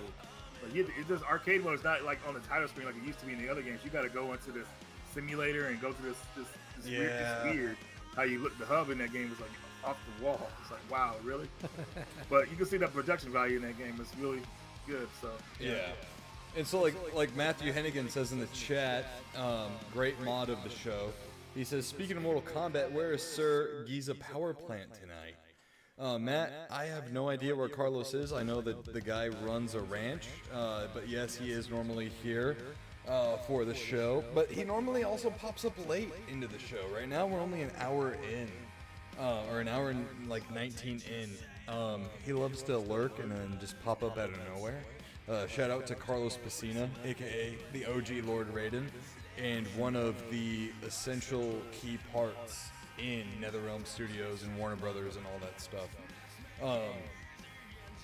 But yeah, I would love to see an Injustice 3. I just want it to feel a little more fluid. I always felt like the game, like I said, felt like Mortal Kombat Lite and was almost on easy mode. You know, I only played through the campaign modes, never played against anyone, and I'm sure I would get like, you know, whooped if I ever played against somebody else. But versus the computer, I felt like this is kind of, you know, a walk in the park. But the game felt stiff to me. It didn't. I think the pinnacle of NetherRealm Studios was Mortal Kombat 11. Yeah, I somewhat agree with you there. That fighting style has just been recycled for so many years. I mean, they can't really. I don't know. They can't come up with something else better. I don't think so. They kind of like just regurgitate that one, and hopefully people will kind of find some new balances in it, I guess. But I've never really cared for that style of fighting. You know, with a block button and, you know, certain weight down forward to do this move. I never really cared for that. I like half circle motions and things like that. So, or even charge moves. But I don't know, man. I mean, it's just, yeah. So are you interested in seeing an Injustice 3? Very, because Injustice 2 ended on a somewhat cliffhanger, depending on what ending you got. So right. I would love to see a continuation of the bad ending, which I think would be awesome if they did that in Injustice 3. Yeah, isn't it interesting that it's always like the bad shit that you're like, I want to see more of that, you know? Yeah, because it's more interesting. You know, I mean, obviously, like there was two endings: the Batman ending or the Superman ending. Right. The Superman ending was twisted. I'm like, whoa, dude! Like, this could be a great sequel. Oh yeah. You know? So, yeah. Yeah, and I've told Carlos this before too, because he ended up becoming like really like a lead in all of the developments for, you know, the Mortal Kombat projects throughout the years. Right. You can tell once he left. And like, did you play Mortal Kombat 1? No, I avoided it because it looked like it was a half-baked game to me, and I just watched somebody else play it and go through it and everything, and I was right pretty much because they're adding more story DLC and characters to it, like I think in the next month or so. So I want more of a complete package when I play my games. Like when Mortal Kombat 11 came out, I didn't buy that when it came out. I waited till they came out with the complete edition with all the characters ready to go, and then I played it like that. So I had Rambo ready to go, even though his character's lame, but still cool he's in the game. But yeah, when it comes to fighting games, I always wait now because I want a full package more than like add-on content, because it really annoys me when you buy a game and they have these locked characters and you're like thinking, how do I unlock these characters? Like you have to pay money instead of like beating the game or using a code, which annoys me. So right. I usually wait on the game until they're fully done with it, and then I kind of enjoy it like that. Like I still haven't played Guilty Gear Strive yet, if anybody's heard of that. Yeah. That's something I just Man, play Guilty Gear's until- been along for a long time. It has, dude. And That and like Blaz Blue. Last Blue, they're finally they finished that thankfully, and yeah, but Yeah. yeah, that's not. Oh, go ahead. Oh yeah, I was just gonna say, Josh and I, we played through Mortal Kombat 1 on this channel, just live streaming it. The story, I don't know, bro. If you look back, I would be interested to see our reactions to things. Yeah. Because in retrospect, for me, looking back on the game, I thought it was the weakest since like Mortal Kombat 3. It felt rushed. It felt rushed. It felt weak. I did not like the cameo system at all. Because, like, here's the thing. Mortal Kombat has always been a one-on-one fighter. And then you introduce the cameo system, and the cameo system felt kind of, I'm not going to lie, it felt a little convoluted. Because Mortal Kombat is based on 1v1. It's not built for the Marvel versus Capcom style, or Marvel, or those kinds of games. Yeah. And you introduce it so late in the game, it just felt so odd. And I felt like the same thing with Marvel. You do this whole like fucking multiverse or time travel shit. Like, Things just get it's overly an easy complicated. cop out to create new content. I thought Mortal Kombat 11 ended great. I even played through the DLC of that with Shang Tsung, and I thought that ended great. And then you cycle it back to 1. I don't know. And I won't say anything from what I know from behind the curtain on this stuff, but I know even people who worked on it were not like super happy Right. with Yeah. the way it came out. Right. I bought it day one. Homies at GameStop hooked me up with like Mortal Kombat posters and stuff that they had, the store advertisement stuff that they put up in the GameStops. And I was all hyped for it and everything. And as I kept playing through it, I was like, this just it feels like they changed the combos, they changed the controls and everything. It just felt so fucking boring. Like I used to play online in Mortal Kombat 11 on my PS4, and I used to stream it back when I streamed, back when I was partnered with Facebook Gaming. Shout out to Facebook Gaming. I was one of the first 2,000 partnered people on Facebook Gaming back in the day. Really? Yeah. Cool little accolade to have on the vest. But I used to wreck shop with Shao Kahn. Oh, Shao Kahn was fucking overpowered. No, his moves flowed really well. That's Yeah. what it was. That's Yeah. what it was for me. And I mean, you saw it when I was playing nowadays on Mortal Kombat 1. It's awkward. General Khan, as he's called in this game, it feels so fucking different. The combat in Mortal Kombat 1, and I think it's because they introduced the cameo system.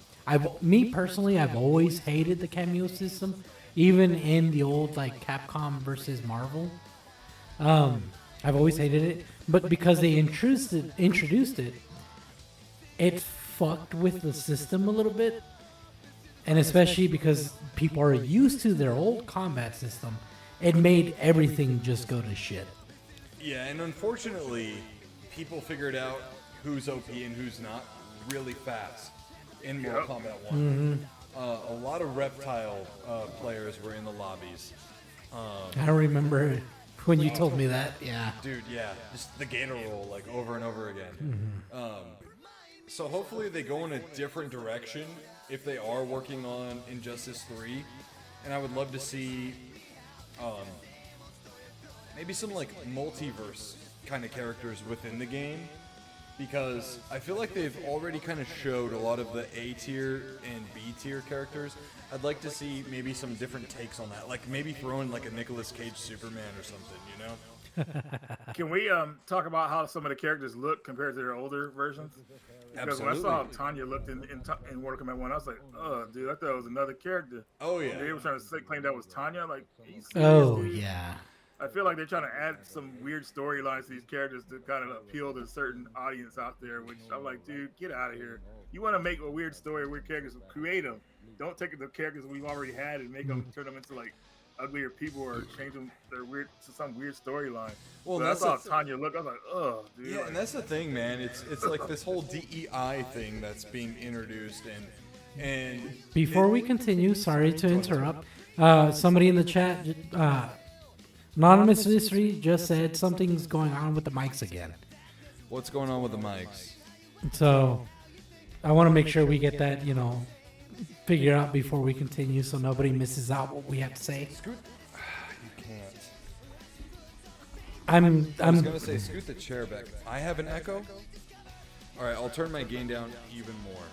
How's that? I turned my gain down. Am I too quiet now? I think so.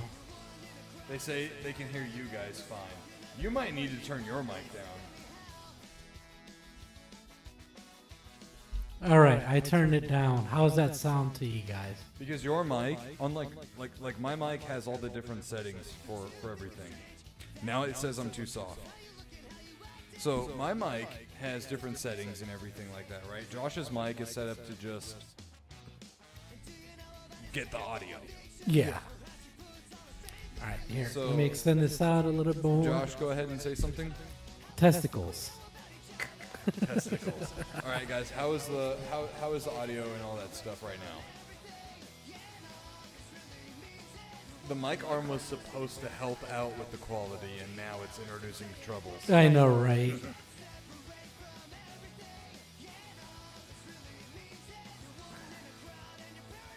Come up? Okay, I'll come up a little bit more. How about that? Say no, it's all right, Anonymous. We appreciate this because this helps us. This is honestly the only way we're going to figure out what's working and what's not is when we're live with you guys.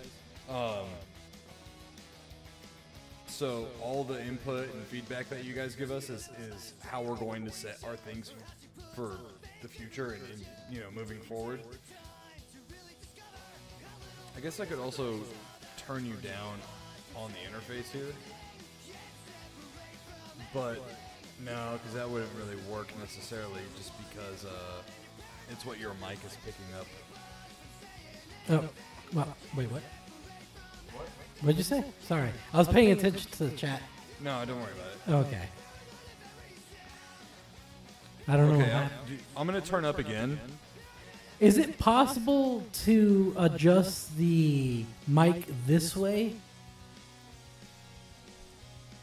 Oh, that Okay, might we'll do help. this. We'll That do might this. help. Yeah.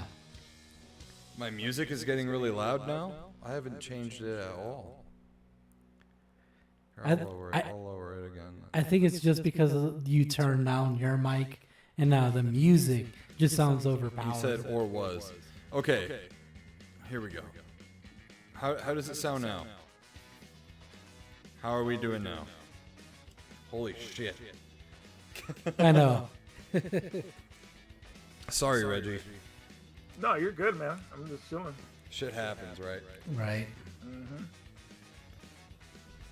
Yeah, I'll adjust Matt my says mic. okay.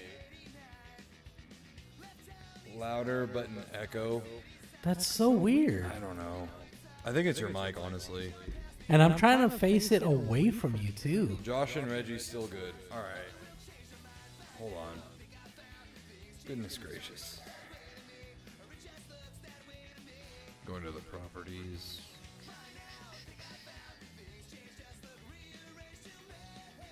Always something. Always. I don't know what sync offset is. It takes time between sound. Oh, okay.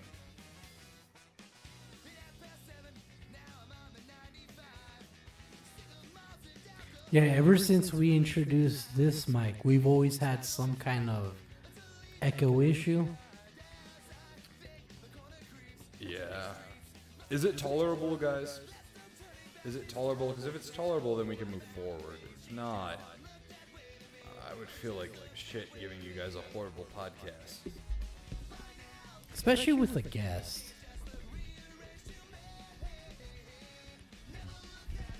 Well, it was kind of weird that all of a sudden it just popped up.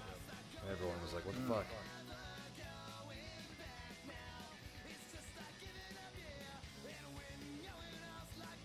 Yeah, each mic is on its own input. Like, I have separate controls for each mic.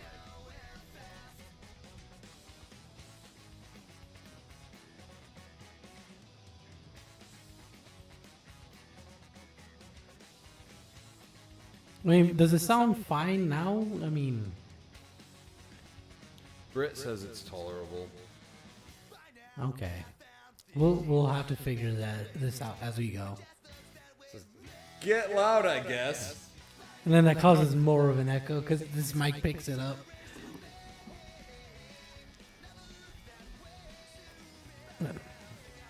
Matt says good enough. There we go.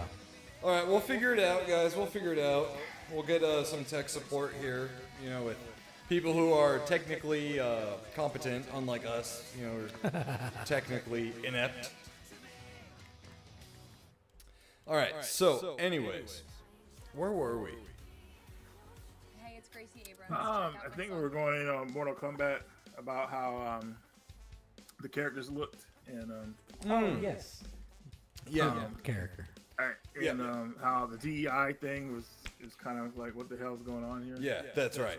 So, is there still an echo? No, I can hear an echo.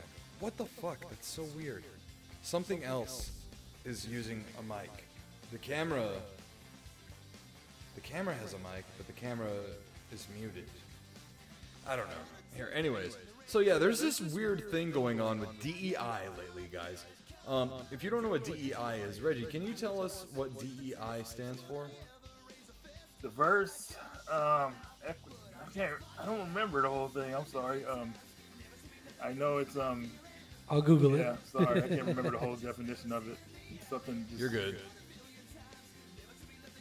So DEI essentially is just like making things diverse for diversity's sake. Yeah, it stands for diversity, equity, and inclusion.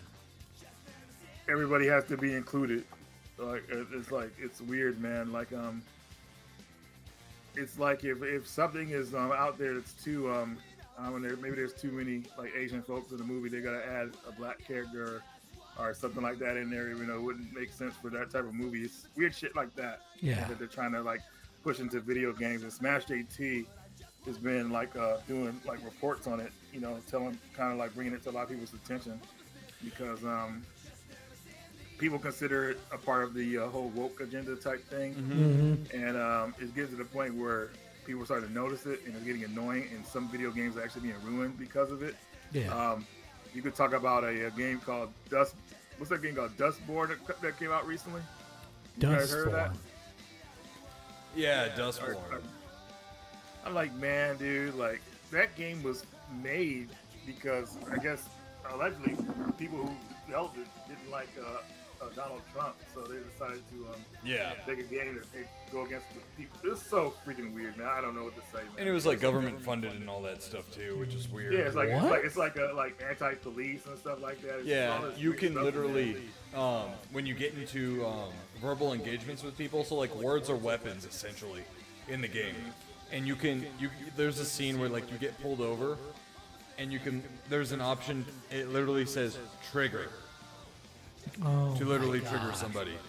But we're getting a little too far out. Let's bring it back to Mortal Kombat. So I do agree that there is something going on within gaming where it's like, attractive woman? No, not on my watch. And it is so fucking bizarre to me. It is so bizarre. Because, number one, like, are you saying, like, attractive women, beautiful women, like, it's a bad thing? It's, it's what's going on is that they want to inject themselves into their game or story, and because they view a beautiful woman as, Themselves. Yeah. They're like, that beautiful woman doesn't represent me, so I'm putting myself in there. It's like, no. Yeah, It's- and when people see you, unfortunately, like, I'm not interested in this game. Yeah. Exactly. You know, I'm sorry, man. This is how it is, man. Like the whole idea of these female characters, heroines, is that they were beautiful looking women. The first thing you look at as a man, when I see a woman, how beautiful she is. That's just Yeah. natural. Yeah. You know, you take that away in these games, and you get something like that Fable trailer. You know, people saw that and like, yeah, dude, I'm good on that. I'm good on the new Yeah. Fable game. I'm not Yeah. trying to deal with this stuff, man. I mean, And- it's fantasy. You know, video games are part fantasy or just certain ideas. I would think. Exactly. Whatever too. I don't know, man. Well, and I like, just think that, oh, go ahead. I just think the idea of a beautiful woman as a protagonist is awesome. You know, but when you start getting into Right. like these people that don't look so beautiful, and you want them to be these main characters, people fall off from that. They're like, nah, I'm good, man. Like, Right. Beauty Yeah. is the first thing we see. Exactly. Simple as that. It takes like half a second to make your first impression on somebody. Right? So, like, I got And it's 3 visual. points. I got 3 points to that. Like, one, it's like when guys play video games and they see a guy, like, for example, Superman in the game. It's not they're like, oh my gosh, he represents a man. Why does he look like that? We don't look like that. It's like, nah, they're like, fuck, I want to be like that. So, you know, you're either going to be like, I can do that, I can look like that, or you're going to be like, fuck it. I got into lifting because of Dragon Ball Z. See, exactly. You know, there's Over 9,000. 2 paths. There's 2 paths to it. You either end up like him or end up like me. But you enjoy the game either way. Yeah. And then 2, oh my gosh. Like, I don't see a video game and be like, oh, I want to, you know, I want myself to be in there. No, it's Right. like, that kind of ruins the whole point of it. It's like, it's a Exactly. different story. I'm fucking taking it's my mind off escaping of shit. reality. Yeah, exactly. Thank you. It's just like reading a book, or watching a good movie. Exactly. Yep. Video games are the same thing. Exactly. I mean, it's about and oh man. And then I forgot Sorry, my third I'm, point. no, I'm no, looking no. at some stuff with this game, and it's kind of like just annoying me. Like, man, this is why people are like not looking at like certain games anymore, man, because of this weird shit they're adding into it. So we're gonna go ahead and switch to display capture real quick. Sure. So right here we've got Tanya from Mortal Kombat X, apparently. Oh man, comparison, huh? So we've got her right here, and then this is Tanya from Mortal Kombat 1. Ew. Massive difference. Massive difference. And I get it, guys, right? I get it. Different graphics engine, you know, modern, you know, graphics and visuals. Understand that. See, But honestly, go ahead. but I was gonna say is the difference in character model overall is just super vast.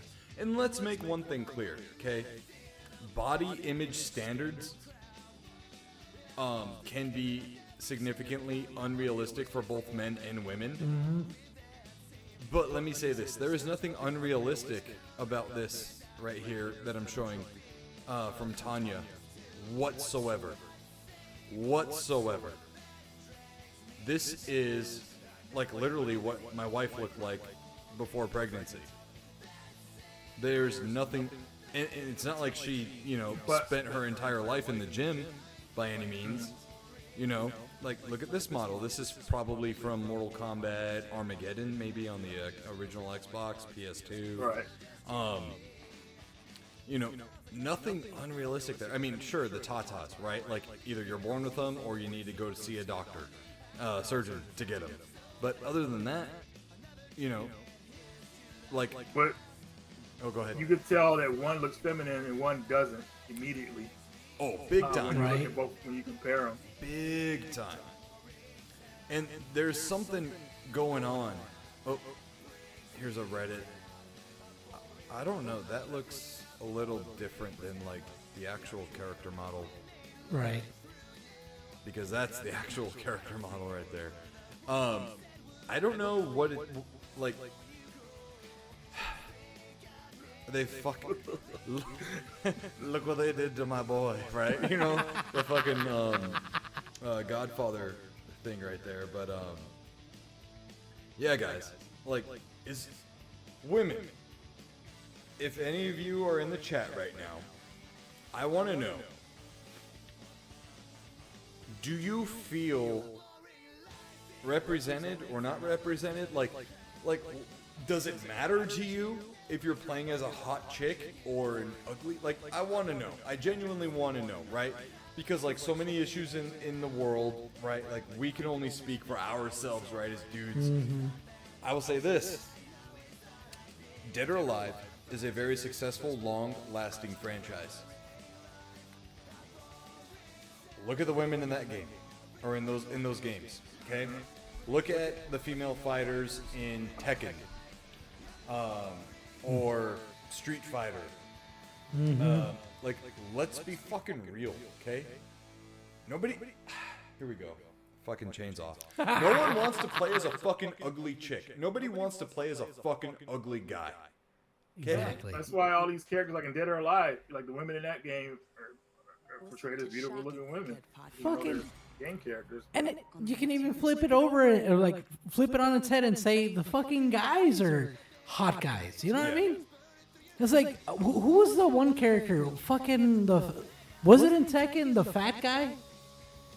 No, you're thinking of Street Fighter. Was it Street Fighter? With a ponytail? No, Boraicho? Oh, no, that's Mortal Kombat. Was it? Boraicho, yeah, he's the drunken master. Oh wait, okay, no, so that's a different. There's I think it was like Soul Calibur or Tekken that has a fat guy. You know, and he's like the only ugly character in the game. Oh, Shout out to Anonymous Mystery. Tekken Bob. Bob, yeah, thank you, Reggie. Yeah, you're Hold right. on. Shout out to Anonymous Mystery for a deep callback to a movie that was not super successful that Breaking Benjamin actually wrote. I Will Not Bow For, the movie Surrogates, with starring Bruce Willis. Nice. Oh. Anyways, sorry, I had to do that. Yeah, you're good. I love Breaking Benjamin, and I know way too much about them. Yeah, no, like, I was gonna say something and then I forgot it. I know we got so many points thrown No, all go over ahead, the go ahead, place, though. but no, you're right. It's like nobody. It's a fucking, as they say, power fantasy, and sometimes a power fantasy is looking fucking hot. Yeah. Yeah. I mean, if you were, like, let's be real, dude. Like, anyone who plays any of the, like, 2K WWE games or a pro wrestling game in general, and you make yourself, you're gonna make yourself fucking jacked. Right. Whether you are or not. You know what I mean? Exactly. And what I was getting at with this earlier, with the whole, like, beauty standards being, like, realistic, right? You know, like, showing examples of Tanya in past iterations. Let's look at any fucking guy in Mortal Kombat. And you're literally going to have to get jacked as me or more. And I'll be straight up honest with you guys. I haven't touched a single fucking steroid, human growth hormone, anything like that. My fucking gym bag is full of creatine, pre-workout, branched chain amino acids, and L-glutamine for recovery. Those are the only things I take, on top of whey protein that I buy from Costco, Kirkland branded. You know, like, you take one look at, like, He-Man. You take a look at any of the characters from Dragon Ball Z. You take a look at any character, literally, like, let's be fucking real. Any fucking anime, even if the guy is scrawny, he's fucking cut as shit. Like fucking 4% body fat. The body image standards for men, I will argue, are way harsher than they are for women. Oh yeah. Way harsher. And even fat guys in anime are jacked. They've got a jacked chest and crazy wicked jacked arms. Yeah. They'll have a fucking belly, but they still got the fucking boom. Yeah. You know what I mean?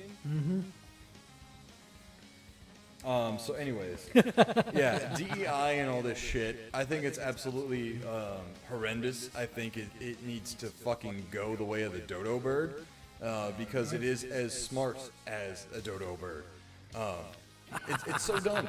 You know, if you're going to have like inclusion and diversity, let it be organic.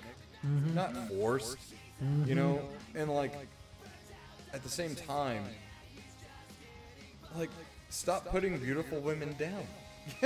Right. Because honestly, like that's what it is, you know, like bro. Was Laura Croft on the cover of fucking Maxim for being fucking, you know, unattractive? No. She was on the cover of Maxim because she was a hot, badass protagonist in an era where there was none of that. Yeah. You know what I mean? Know what I mean? I don't care if anyone tries to fucking come after us and cancel us for these takes. It's true. And I think the overwhelming majority agrees on it, except for the people who are, no offense if anyone is in the chat that likes us and stuff, but like if you're fucking blue-haired, nose ring, you know, like fucking, you know, we gotta stand out and be different, but you all look the fucking same. You know, like let's be fucking real. It is what it is. It is what it is. Yeah. It's like your favorite, you know, anti-fucking establishment bands like Rage Against the Machine or Green Day. Or not for the machine. No, it's Rage for the Machine. Yeah. You know? Like, so, I don't know. This kind of went somewhere I didn't expect it to go off of fucking talking about, Well, you Injustice could actually 3. do a whole episode on it. Dude, which is seriously. crazy, Oh, but yeah. Seriously, we have to like talk about it because like this is some of the issues that game had was character models and stuff like that. So It's not just You know, this it's- game. There's a lot of games that are being affected by it now. You know, they it's hurting focus. them. It's hurting them pocket wise too. Yeah. I mean, like the way you teach these companies a lesson when they force that stuff in the games is by not purchasing it. And when they get a bunch of people who are disappointed and just not spending money, they start to rethink things. I mean, that's how you get to these companies. Like, hey, you got to dip into their pockets, and that's the only way they learn. You know, because you can't keep trying to like appeal to everybody. You have to create your own product that you want to put out there, and that's just how it is. If you try to like, oh, I want to appeal to everybody, it's just not going to work out because someone's always going to complain. And you get these companies, these DEI companies trying to. It's just a bunch of bullshit. Right. And I'm so happy that, you know, with my collection of games, man, with the way newer games are being made right now, not that they'll continue to be made like this, but I could just go back and play the classics and still enjoy games like this. They're brand new. Yep. Whatever like Right. that. I don't deal with stuff like Mortal Kombat X, Mortal Kombat 11, Mortal Kombat 1, whack games. But I can still go back and play Mortal Kombat 9, so I have fun with that one. You know what I mean? So, Yeah. The wife said it in the chat here because I bought her this last year. She says Harry Potter, or what is it? Hogwarts Legacy. She said build your wizard character doesn't give you an option to make your witch pretty like at all. You know, she tried to make herself in the game, and I was like, "You look a bit funny." you know, the games give you that option is cool. I mean, I wish they could do a better job of like implementing your character, your likeness in the game better. Yeah. But more than likely, I just choose a cool looking character that I think looks good for the story and go from there. Yeah. Right. And, on the YouTube Kids app. But you remember the whole Grand Theft Auto thing that happened with Grand Theft Auto 5 when you tried to create your character in that game? How No. lame it was. Well, basically, you had to create the grandparents, the female and male, and when they came together, they had their kids, and then they would create you. And this is a whole process. And it just ended up being jacked up. I'm like, what the hell, dude? Character looks nothing like how these characters I want them to look. So the whole process, man, if they're gonna do it like that, they gotta get it down perfectly if you want your model in the game. So I need to go pee real quick, but I wanna dip with this question real fast. Sure.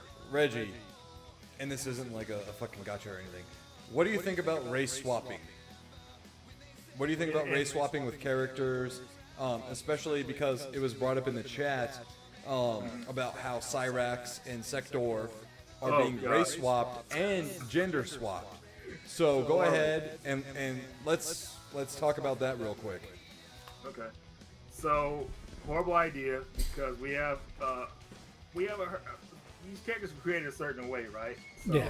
I feel like if you want to like swap a gender of a character or a race or whatever like that, why don't you just create something new? It's just be creative. Don't try to swap out somebody else for a different color or a different race. It's just annoying. You know what I mean? Like, how would people feel if Jax came out as a white dude or something like, or Asian dude? I was Like, who is thinking this the guy? It's same not thing. Jax, you know, it's got to be somebody new. You gotta be creative. Keep these characters. Not. I understand Sector and Cyrex are not very popular, so that's probably why they chose them. At least in my opinion. Yeah. I mean, they're robots. You know, you don't really see their faces or whatever like that. So they thought they were being edgy.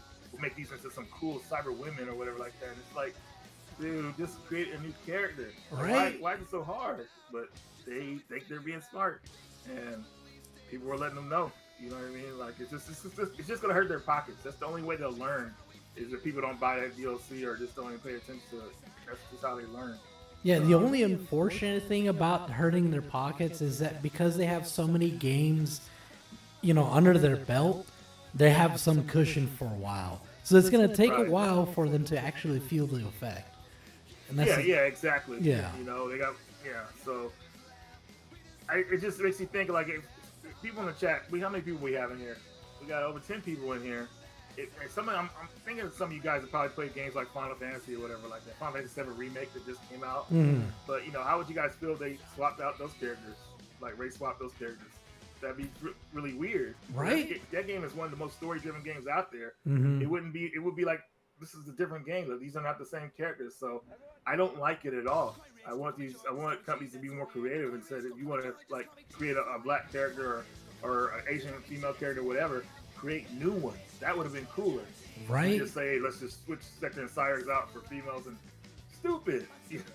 But I feel like it's more of a disservice by race swapping than it is to create a new character. yeah. And it's like, oh, we're not creative enough to think of something for, you know, this culture, this group of people.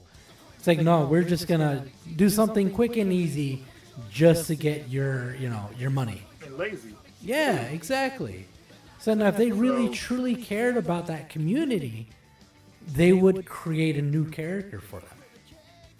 100%. Like something, that's what I felt would have been awesome if they did that. Like, who's this new female character? All right, what's she about? Boom. Let's hear this story. But I said, no, let's switch out these robots. Like, come on, man, really? Right? Like you'd create more interest by adding a new character. Because, like you said, he's like, who's this? What's going on? And then build on that. Yeah, these companies, I don't know, man. Whoever's running those departments, they think they're being creative with ideas, or maybe they're trying to disrupt certain stuff on purpose, which is unfortunate. Right. But Yes, please. yeah, I just think that would have been a better idea to create someone new for those type of characters, and I hope most of you guys in the chat agree with me, because the more people start accepting this stuff, the more you're going to see it happen in future games, which is annoying. Like, you're not going to recognize any of these characters. Like, oh, I thought this was this character. Oh no, this is who is this? It's gonna be weird. So Right. yeah. And the thing is, it's unfortunate, but like the minority are the loudest in this situation. So Because they're the only one that complain. Because everybody else is trying to enjoy stuff. But no, you'll get the main guys like in on it too. It takes a while for them to kind of get hot about it, because like, I don't know. yeah, eventually people get tired of it and they say something. Yeah, I mean, once you get somebody nowadays, man, because these companies pay attention to everybody. Someone does a video talking about something they did in the game that they didn't think people would notice about. They start to change their tune. You know, the whole thing with that one game with that girl on the cover. I can't remember what it was called. Blade something. After I can't. It was just the game that was in the news a couple of months ago about the way they changed the way the character's outfit was, or something like that. Something stupid. Is it the one where like the titties were covered up? Yes. Yeah, some shit like that. Yeah. Like, Stellar Blade. Yeah. Stellar Blade. Thank There you. you That go. one. You know, people voiced their opinion about that. They cleaned it up. There's another one too with Dustborn.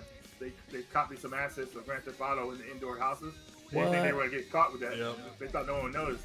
But people, all they gotta do is, all it takes is someone who's willing to dig, and they will get at these companies and bring a crowd of people upset with them, you know, over them doing like bad practices or something like that. So Yeah. it only takes us.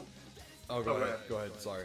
No, you knew. I was done. Yeah, I was just acknowledging Matt real quick. Matt, the beer on the arcade cabinet is empty. The one-up arcade cabinet has a plastic, overlay on the control deck, and that's where I put my beers when I play my electric guitar. I got to play my guitar for the first time in a while today, so. Sorry, Jeff. I moved my mic away from me, so hopefully this is better now. I had my mic away while I was talking over the last couple minutes.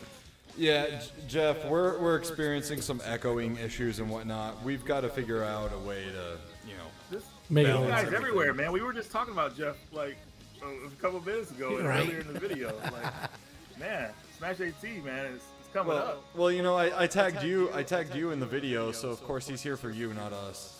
He used to show up. He used to show up for us, but he's getting a little too big in the followers and stuff now. He forgets the little He guys. reached his true crowd finally, man, which is awesome. Yeah. Which is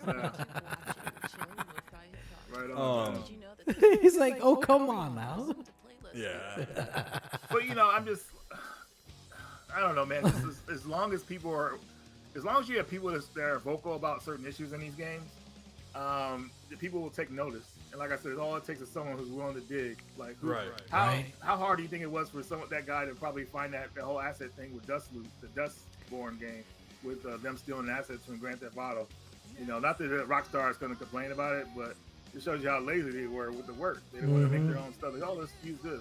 They think nobody would notice. Someone blew it up, and now everybody knows. Right. Yep.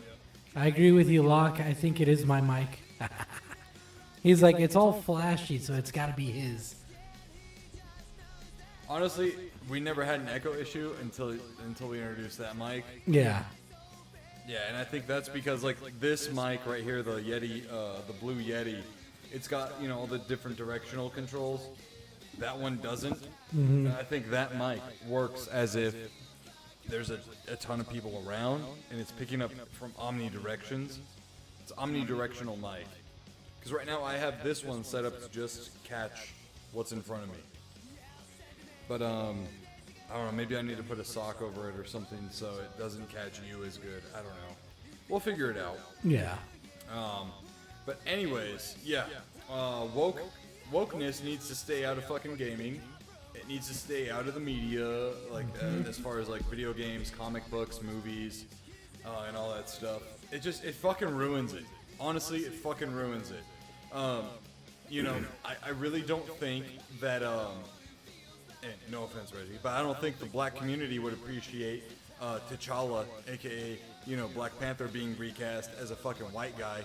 I don't think the Latino crowd would appreciate Blue Beetle being recast as a white guy or a fucking Asian guy. I don't think the Asian community would appreciate Shang-Chi or Mulan being recast as somebody else. Yes, thank you. You know what I mean? It's funny because he just brought it up earlier. It's just a fact of identity. Like, these characters were created a certain way, so they want them to still have that identity. When you start swapping out races and genders, it just becomes like this is a new character, and that's just how it is, unfortunately.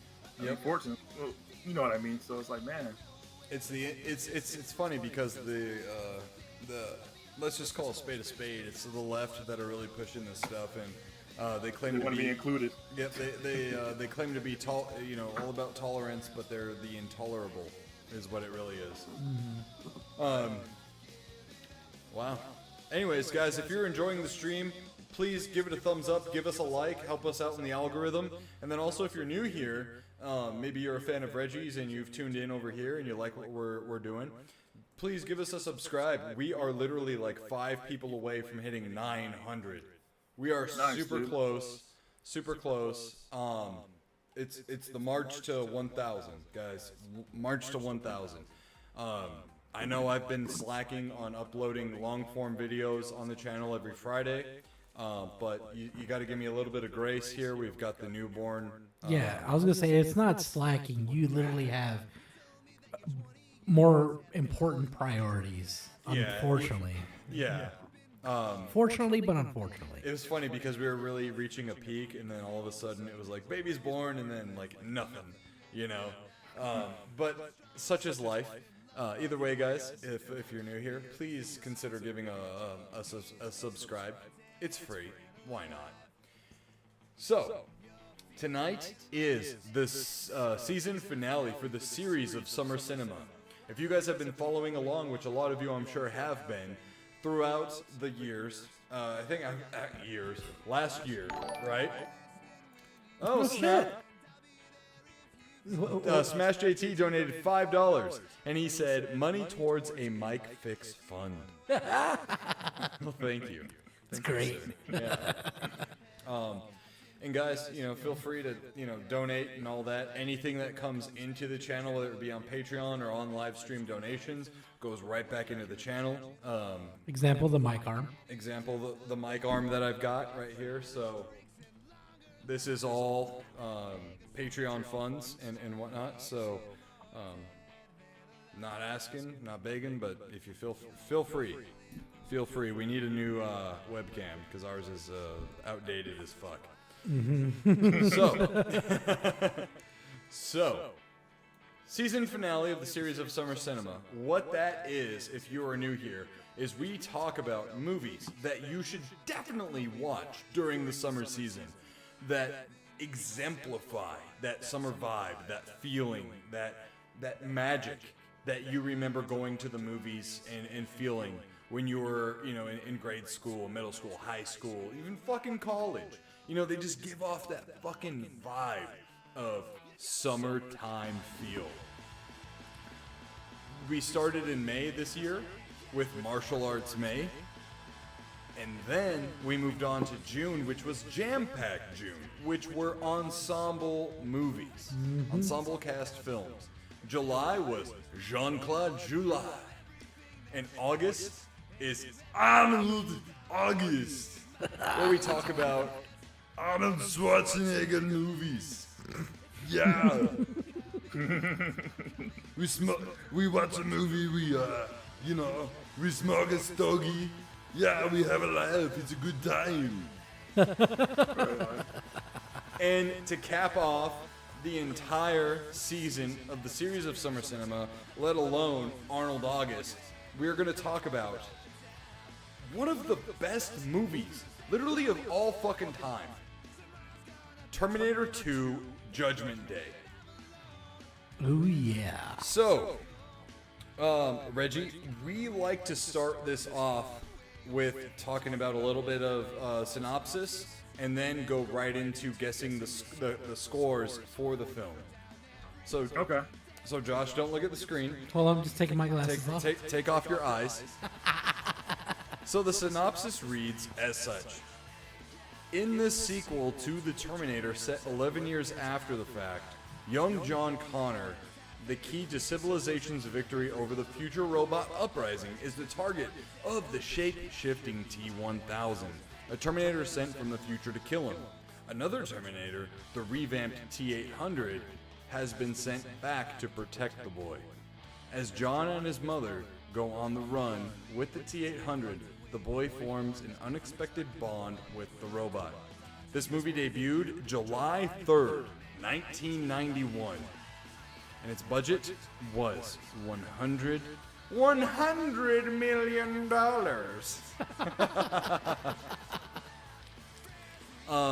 Okay, so let's go off of the Rotten Tomatoes first. So, out of 90 critic reviews on Rotten Tomatoes, and this is out of 100%, Reggie, what percent do you think the critics scored this film? Terminator 2? Mm-hmm. Probably got like a 98.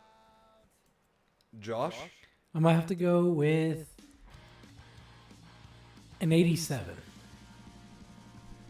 Reggie, I'm sorry. You went over.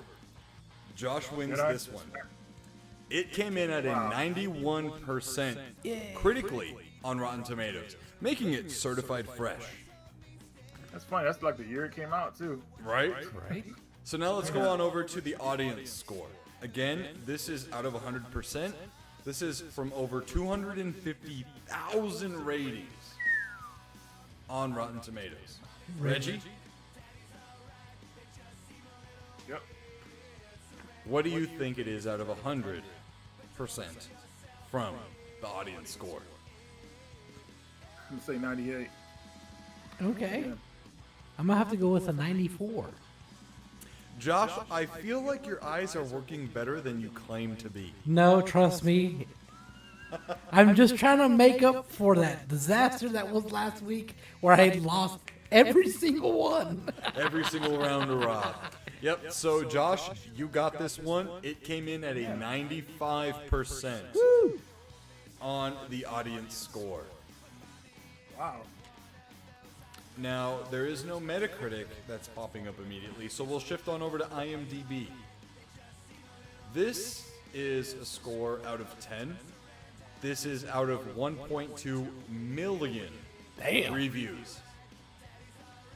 Reggie, what do you think the score is out of 10?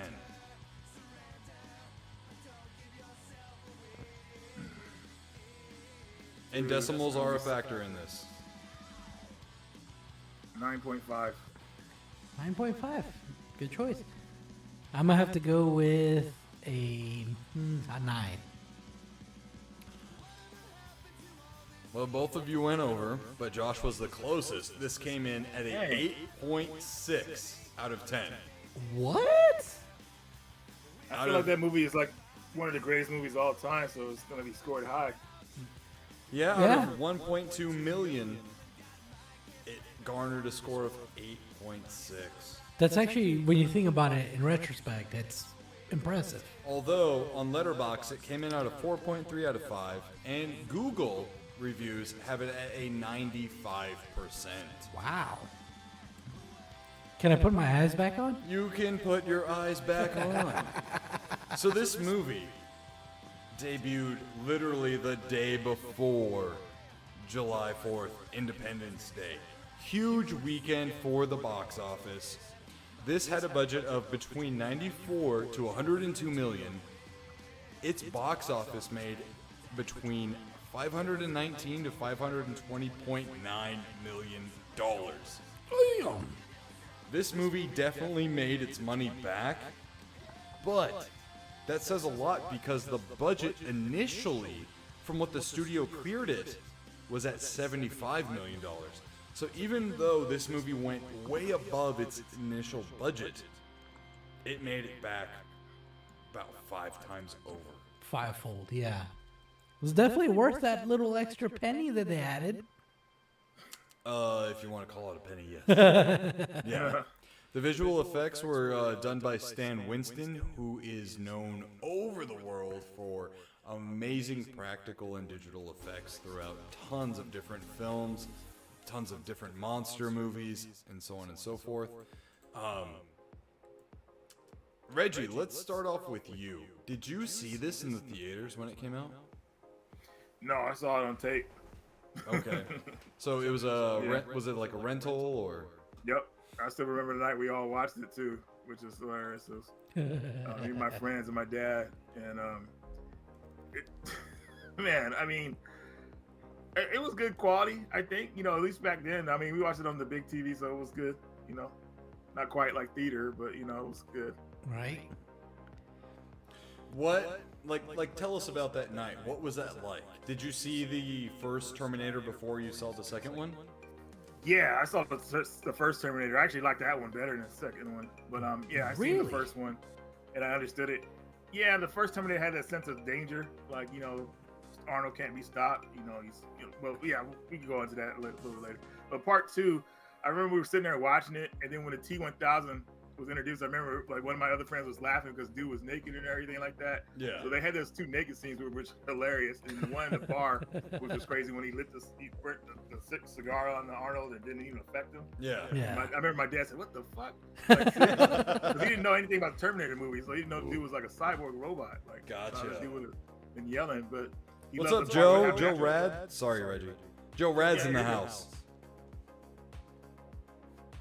Right on, man. And Arnold beat up everybody and took dude's clothes and his bike, which is crazy. Yep. What is it? You imagine you beating up somebody to take off your clothes, give you your clothes. Right. What does he say? I need your clothes and your motorcycle. Yeah. Yeah.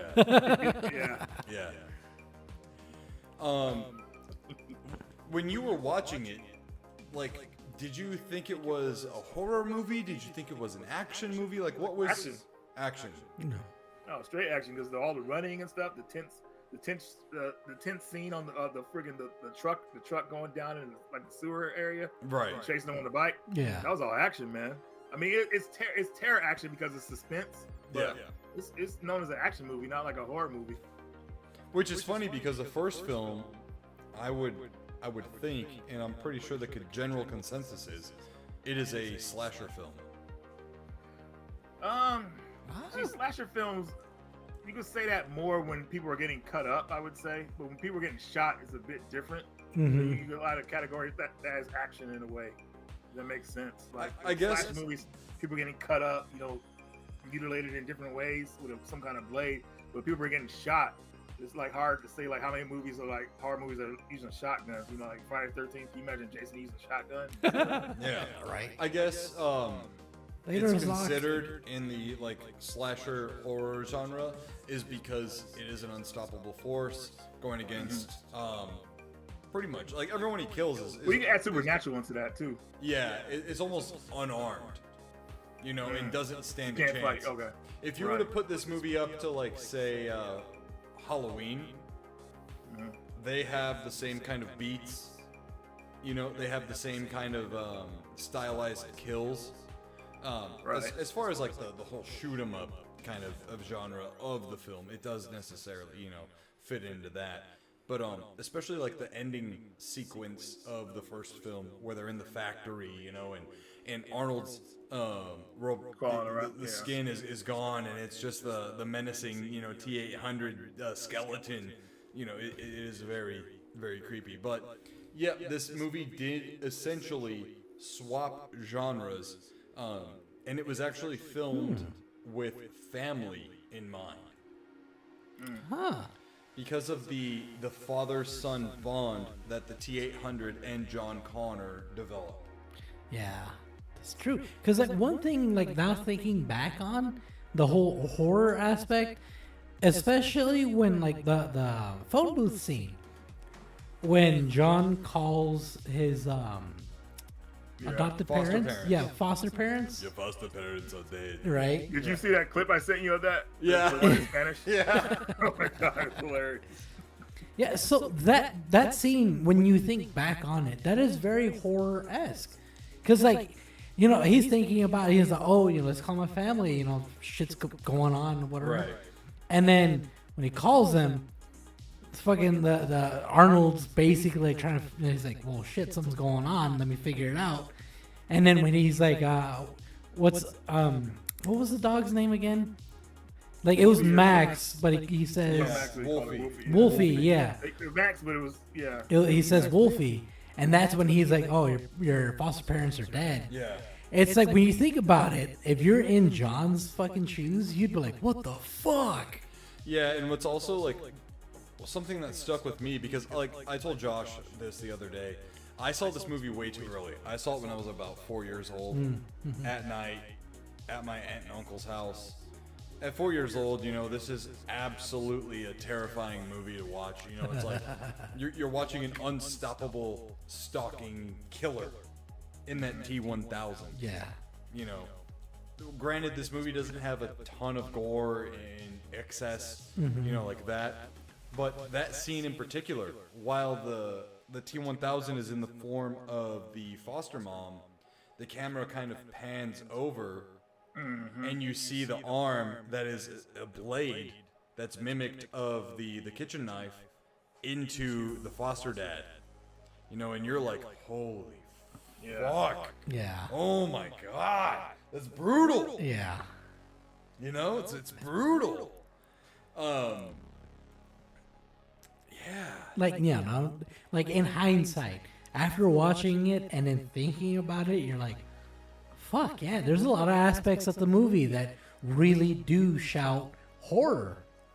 Yeah, to a certain degree. I mean, there's even a lot of body horror within the movie itself. Yeah.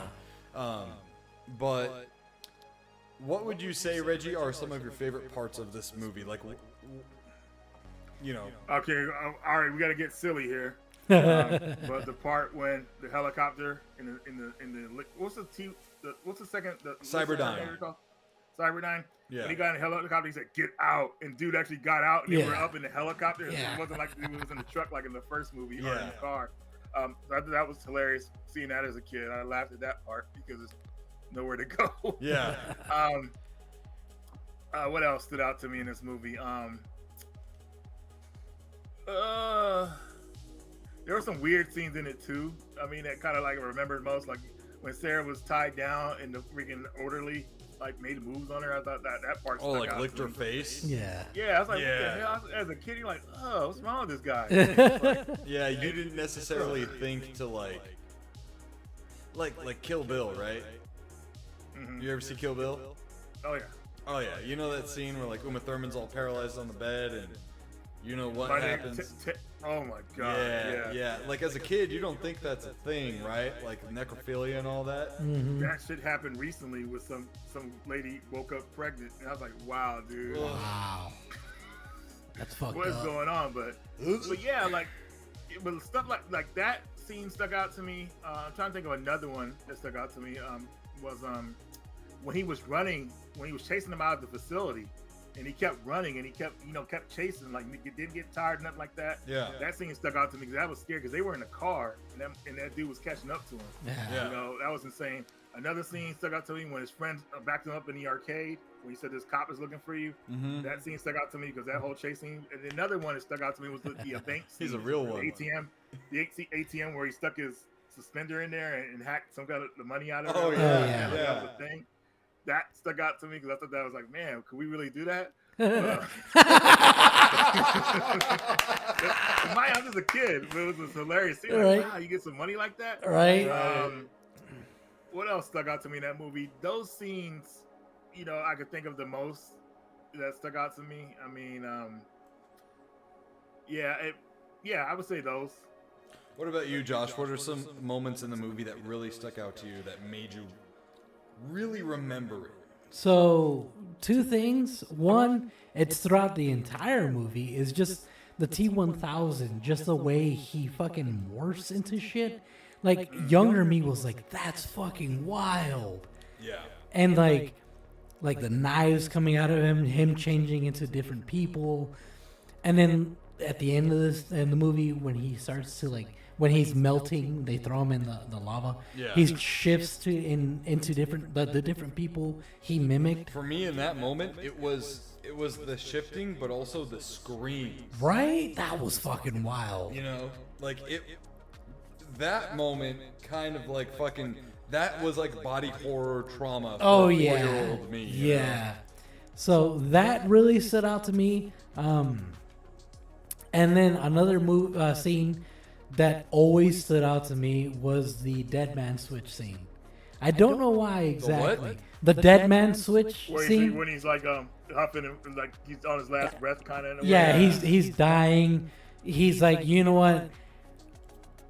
That we have pretty much a bomb here. I'll be the one to activate it. And like, I always found it ridiculous that it had to be a dead man switch. Yeah. But it was still a very memorable scene for me, where all the SWAT guys come in. He's over there just like breathing heavily, pretty much hyperventilating. And then as he breathes his last breath, hand drops, activates the bomb, and everything blows up. That scene always stuck out to me. I don't know why. It was great. I loved it. Big explosion. Right? Yeah. What about you? Any scenes that really stuck out to you that made the movie memorable? Yeah, so like, of course, I need your clothes, your boots, and your motorcycle. You know, that whole scene. And a little behind the scenes trivia here. Apparently, a patron had walked into the bar not knowing what was going on during that scene where Arnold was nude, and he jokingly said, "It's stripper night," to the lady that walked into the bar. But of course, that scene, the motorcycle scene in particular, Arnold is riding a Harley Fat Boy. Great bike. From that point on, I always wanted a Fat Boy Harley. Haven't gotten one yet. I did get a motorcycle back in like 2016. It was a Honda VTX 1300, and I took the windshield off of it had saddlebags and everything. Felt as close as possible, to Arnold, cruising down the freeway and everything on that. But of course, the scene where Arnold starts cutting into himself. Oh yeah. And again, man, it's so vivid. And I remember I can hear my aunt saying, "Look away, look away, look away." And I'm like, well, no, now. I'm not going to look away when you're telling me to look away. I'm curious. But also, too, there's that moment where Sarah Connor is against the fence. Oh. And then the nuke goes off. And it's just boom. And all of it. That was another scene, yeah, for me, too. I forgot about that one. It's a skeleton. And you were just like, See, holy shit. See, the only reason I didn't say that one is just because of the fact that it's been used in so many memes. So I've been desensitized to that scene just because of the memes. Yeah. Yeah. I guess so it's one thing when you see it in a meme, but it's another thing when you watch it in motion. True. It hits true. totally different because in that scene you're seeing kids playing at a park. Yeah. And while the meme is funny and all that shit, think about what's happening right before that. Yeah. And it it puts you in a different mindset. Of course, there's the moment where Arnold the T-800 learns to smile. And he's kind of Yeah. like this, just this weird smile. It's hilarious. But I think I would cap it off with the moment where the T-800 is there's one more chip left, and it's in me. I need to go into that fucking lava bullshit, and it's just the thumbs up as he's going down. Right. That it's funny how that movie can evoke a sense of tear shed moment, out of you, because it's the fucking Terminator, you don't think of that. Right. But they did a really good job at just making the T-800 go from absolute fucking menacing, unstoppable villain into a guy that you're fuck yeah! You know what I mean? All right. Reggie, did anything of the soundtrack stand out to you at all, or is any of it memorable? Just the original Terminator theme. It was well played at certain parts in the movie. Yeah. Obviously in the credits and and stuff. But sound effect wise, yeah, it was on point. Yeah. Yeah. Does the movie visually hold up for you? Oh, 100%. Yeah. Yeah, 100%, man. Even though I prefer the first movie over the second, it still holds up quite well, man. I mean, after this stream, I'm actually gonna watch it. Oh, nice. Just 1 and 2, not 3 or the rest. Just 1 and 2. Dog through the hand. Yeah. Yeah. That's the main line I remember from Terminator 3. Yeah, that was hilarious. Yeah. It's just that those movies, man. I mean, those movies would have been even better if they hadn't cut out certain scenes, man. Terminator 1 had a deleted scene that was amazing, where it shows how Kyle actually got his gun after the police station. And there's another one in Terminator 2 where Kyle comes back in Sarah's memory. Mm-hmm. He's talking to her, and they cut that whole scene out of the movie, which didn't make any sense. That would have made it so much better. They added that scene in there. Well, it's on the director's cut, I think, of the movie on Blu-ray or whatever. Yeah. But yeah, man. Go to watch them right now, right after the stream. Josh, what was the soundtrack? Because I totally forgot to preface this. Guys, we grade these movies on the series of Summer Cinema enough to qualify them to be essential summer viewing for you guys. So things that we go over are things like setting, soundtrack, casting, and was it big and bombastic? Did it have that big summer blockbuster feel? Fortunately, this movie, I think, covers all of that. But let's go ahead and dip into it anyways. Yeah. Of course, it was released during the middle of summer. And for, I would say, anyone else outside of Arizona, probably the beginning of summer. So, Josh, did any of the soundtracks stick out to you at all? So, I won't say the whole soundtrack was super memorable, but it fit. So I wouldn't ask for any other, like any changes in the soundtrack, but definitely the original, song. The dun dun dun dun dun dun. Yeah, will always be fucking iconic. And for all of you pro wrestling fans out there, that is something that Kenny Omega does right before he does a suicide dive. Oh over the ropes. yeah. Pounds onto the ground, dun dun dun dun dun, and then you hear the whole arena do it, and it's fucking epic. Setting, definitely. There's a lot of desert. There's a lot of hot scenes where you just see the sun beating down on them. I don't remember where it was based off LA. of. Was it LA? Oh yeah. Isn't it funny how in the 90s, anytime LA was depicted, it was always like Satan's asshole? Right? Predator 2, fucking Terminator 2, Falling Down, I believe, was in LA. Yep, sure was. Yeah. So yeah, setting fucking nailed it. Casting, it's weird because of course Arnold Schwarzenegger, 100% a summer cinema actor. Yeah. But Sarah, the actress that played Sarah Connor, I always freaking forget her name. If it weren't, yeah. Gosh, what is her name? Linda Hamilton. Yeah, there you go. If it weren't for Terminator 1, We have the cast fucking pulled up on the computer. Right. Why didn't I just look up? nah, you're good. Jesus Christ. Like, it's weird. It's a weird. What came first, the chicken or the egg? Yeah. But the fact that she's in Terminator, it just screams summer. She is definitely a unsung scream queen. Mm-hmm. You know, when you think of scream queens and final girls, you think of Jamie Lee Curtis or Sigourney Weaver. Sojourner? What? Sojourner Weaver or something? Sigourney Weaver. Is it? I don't know. It's Sigourney, bro. Where the fuck do you live? I've always heard Sojourner. No. Some shit like no, that. it's not Sojourner, you fucking dipshit. I don't know. Yeah, Sigourney Weaver. You know, those kinds of actresses. You never hear Linda Hamilton mentioned, but she is I think, in my opinion, the ultimate scream queen survivor final girl.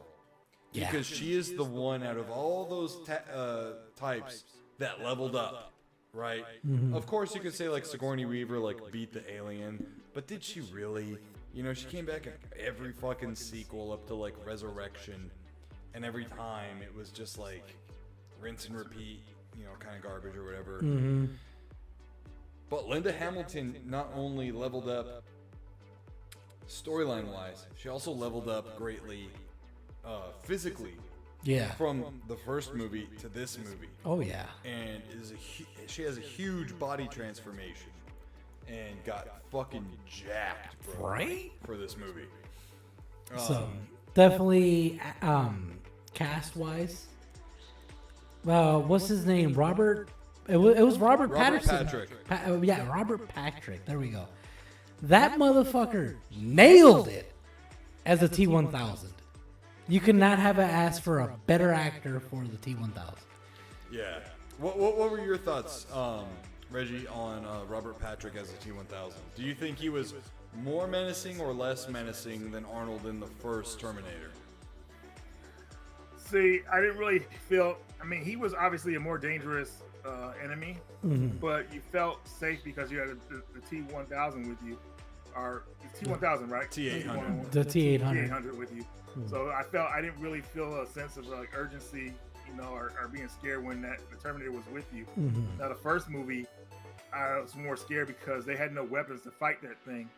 You know what I mean? So they could hold him off for a little bit, but eventually he would keep coming at him. So that was insane. Like I remember from the first Terminator movie, there's a scene where Sarah and Arisa are in the parking garage, and they're ducking down in the car, and Arisa's like, and that thing is in the police car looking for him, just patrolling around. It's like a terrifying scene.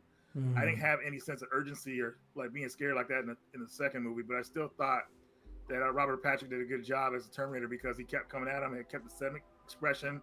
He wasn't taking any damage initially. I mean, he was taking damage, but he was healing himself. Yeah. And he was doing all kind of cool stuff. Like the whole thing with the helicopter always cracks me up. Like, get out. And the guy's like, ah! It's like, dude, what the hell? So, Yeah, for me, it's funny because he's so undersized compared to Arnold, right? Right. Yeah. And even this movie, especially, like, Arnold wasn't as jacked as he was, you know, in Predator or so on and so forth.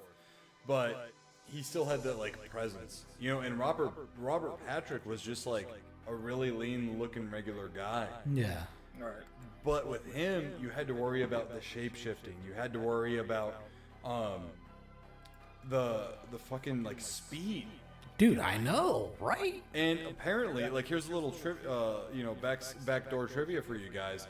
The scene in which John Connor was taking off on the dirt bike, being chased from the T-1000, they actually had to redo that take a couple of times because Robert Patrick was running so fast he caught up to John Connor on the dirt bike. And he also trained himself to move like a shark within crowds and did all of his takes without breathing. Well, through his mouth. Wow, that's why they were so tense, like the way he looked. Yep, and he also never blinked during any take. It's really cool when you look at all of the intricacies that these guys, you know, apply to their characters to make them real life, you know, or real to life. Yeah. For instance, when Arnold breaks a car window and then gets into the driver's seat, he doesn't sweep the glass off of the seat or out of the car because he's a robot. He doesn't give a fuck if there's glass there or not. Right. He just hops in. But it's not something you're going to think about the first time seeing it. You're gonna think about that maybe the third or fourth time you see this movie. Right. Right. And that's what's great about these films is they are timeless and you can revisit them over and over again. And for me, you know, whether it's the Guns N' Roses in the soundtrack or the blazing hot setting of LA during the summer, the absolute killer cast at the time for Terminator 2, all of it qualifies this film to be a series of summer cinema must see. Add this to your summer viewing today. Guys, summer is around for just a couple more weeks on the calendar, that is. It might already be cooling down, you know, where you live, but are you going to take a pee break or what? Yes. All right, hurry up. I'm going to wrap up right now. But this is definitely a movie that you can throw on after a summer barbecue on a Sunday night, Saturday night, whatever it may be, with all your friends around, family around, whatever. Just turn it on, tune in, and everyone has a good time with this movie. It is literally a cinema classic. They did things technology-wise with the effects that were literally never done before. They are a step up from the movie The Abyss, and evolved into something that schools for visual effects literally learned from this movie in particular. This movie, if it were not for this movie, visual effects wouldn't be where they are today, which is saying something, because visual effects can be absolutely astonishing when done right in today's cinema field. The practical effects are obviously still there within this movie, but it's all the little intricacies within the film that make this one like really noteworthy, especially the scene where the T-1000 is phasing through the jail bars, and as he's walking he gets stuck because He has the gun or something, yeah. the handgun gets stuck between the bars. It obviously did not phase with him. But so much of this movie is so great. It's an instant classic. They really should have stopped with this one. But if you have, I believe it's the director's cut, the one with the T-800 on the cover, you get the good ending to the movie, where it shows old Linda Hamilton and everyone, you know, in peace and everything. And I think that should definitely be your version that you watch, you know. But since Josh is back, Guys, we want to thank you so much for tuning in to the entire series of Summer Cinema throughout these past couple of months. We hope that you have added more essential viewing to your summer watch list. Guys, that is like the whole purpose of this. It's fun content. It's fun subjects to talk about. We love the theming of the months and separating it all for you guys. I'm already like thinking of movies to add to the list next summer. You know, like it's so much fun. And as the podcast grows, guys, like we all we want to do is just spread all this fun and entertainment throughout and just share it with everyone. We thank you all so much for tuning in to the series of Summer Cinema, and whether it be a movie you love or didn't know that you would love, like we're happy. It's a hidden gems kind of series, I guess, in a way, as Reggie, is an expert on the hidden gems field. But Reggie, the floor is yours. Plug away. Tell the people where they can find you and what you're working on right now. Yeah, I ain't working on nothing right now, but you can find me on the Radical One YouTube page. You can follow my Instagram too, the Radical One or Radical Reggie. I don't know if I changed the name of some of them. Follow me on X, and that's about it. Hopefully, if you like video game content, you will enjoy my channel, because that's all I usually talk about: game pickups, hidden gems, and all kind of good stuff. And you just recently passed 100,000 subscribers this year, right? No, I actually passed it last year. I just haven't celebrated yet. I'm waiting. Yeah, I've been past 100. I kind of my whole goal was to reach 100,000, and I was going to quit, which I did. And then people kept talking, "Oh, Reggie, where's the new video at?" So I kind of got back into it again, because I was going to retire until I got 100. That was my second goal. But I would say I'm back at it again now, and yeah, I'm going to keep making content. So. Hell yeah, man. We love seeing you in Jason's videos as well, of course, and it's awesome pickups, huh? Oh yeah, man. Those pickups videos, dude, I will tell you this, man. So I think it was the most recent one. You guys were talking about Odalis, and yeah, I've had that game on my. It was both a double pack, Odalis and something else. Okuden. Yeah. Yeah, I've had that double pack on my Switch for like 4 years, and I was like, fucking finally! I have a game that they had no idea about, and I knew about it years before. Well, actually, I knew about the game a long time ago. That was just the Switch version I showed, because I have the PS4 version. Well, fuck me. But Jason, no, Jason had no idea about it at all. So I was like, fuck yeah, that's a win.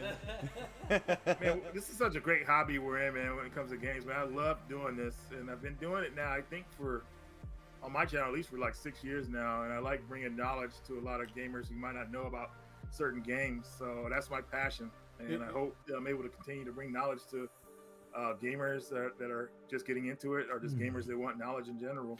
If it wasn't for you, I would have never heard of Play Asia.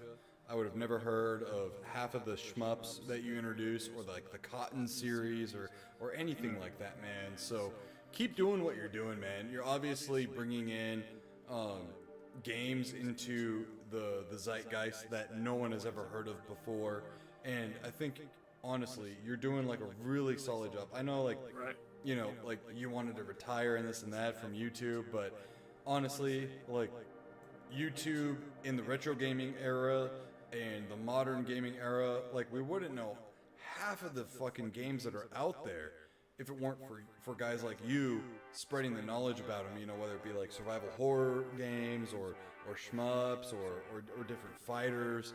You know what I mean, dude? Like, you do an awesome job at it, and this isn't me just like, kissing your ass or anything like that. It's just speaking the truth.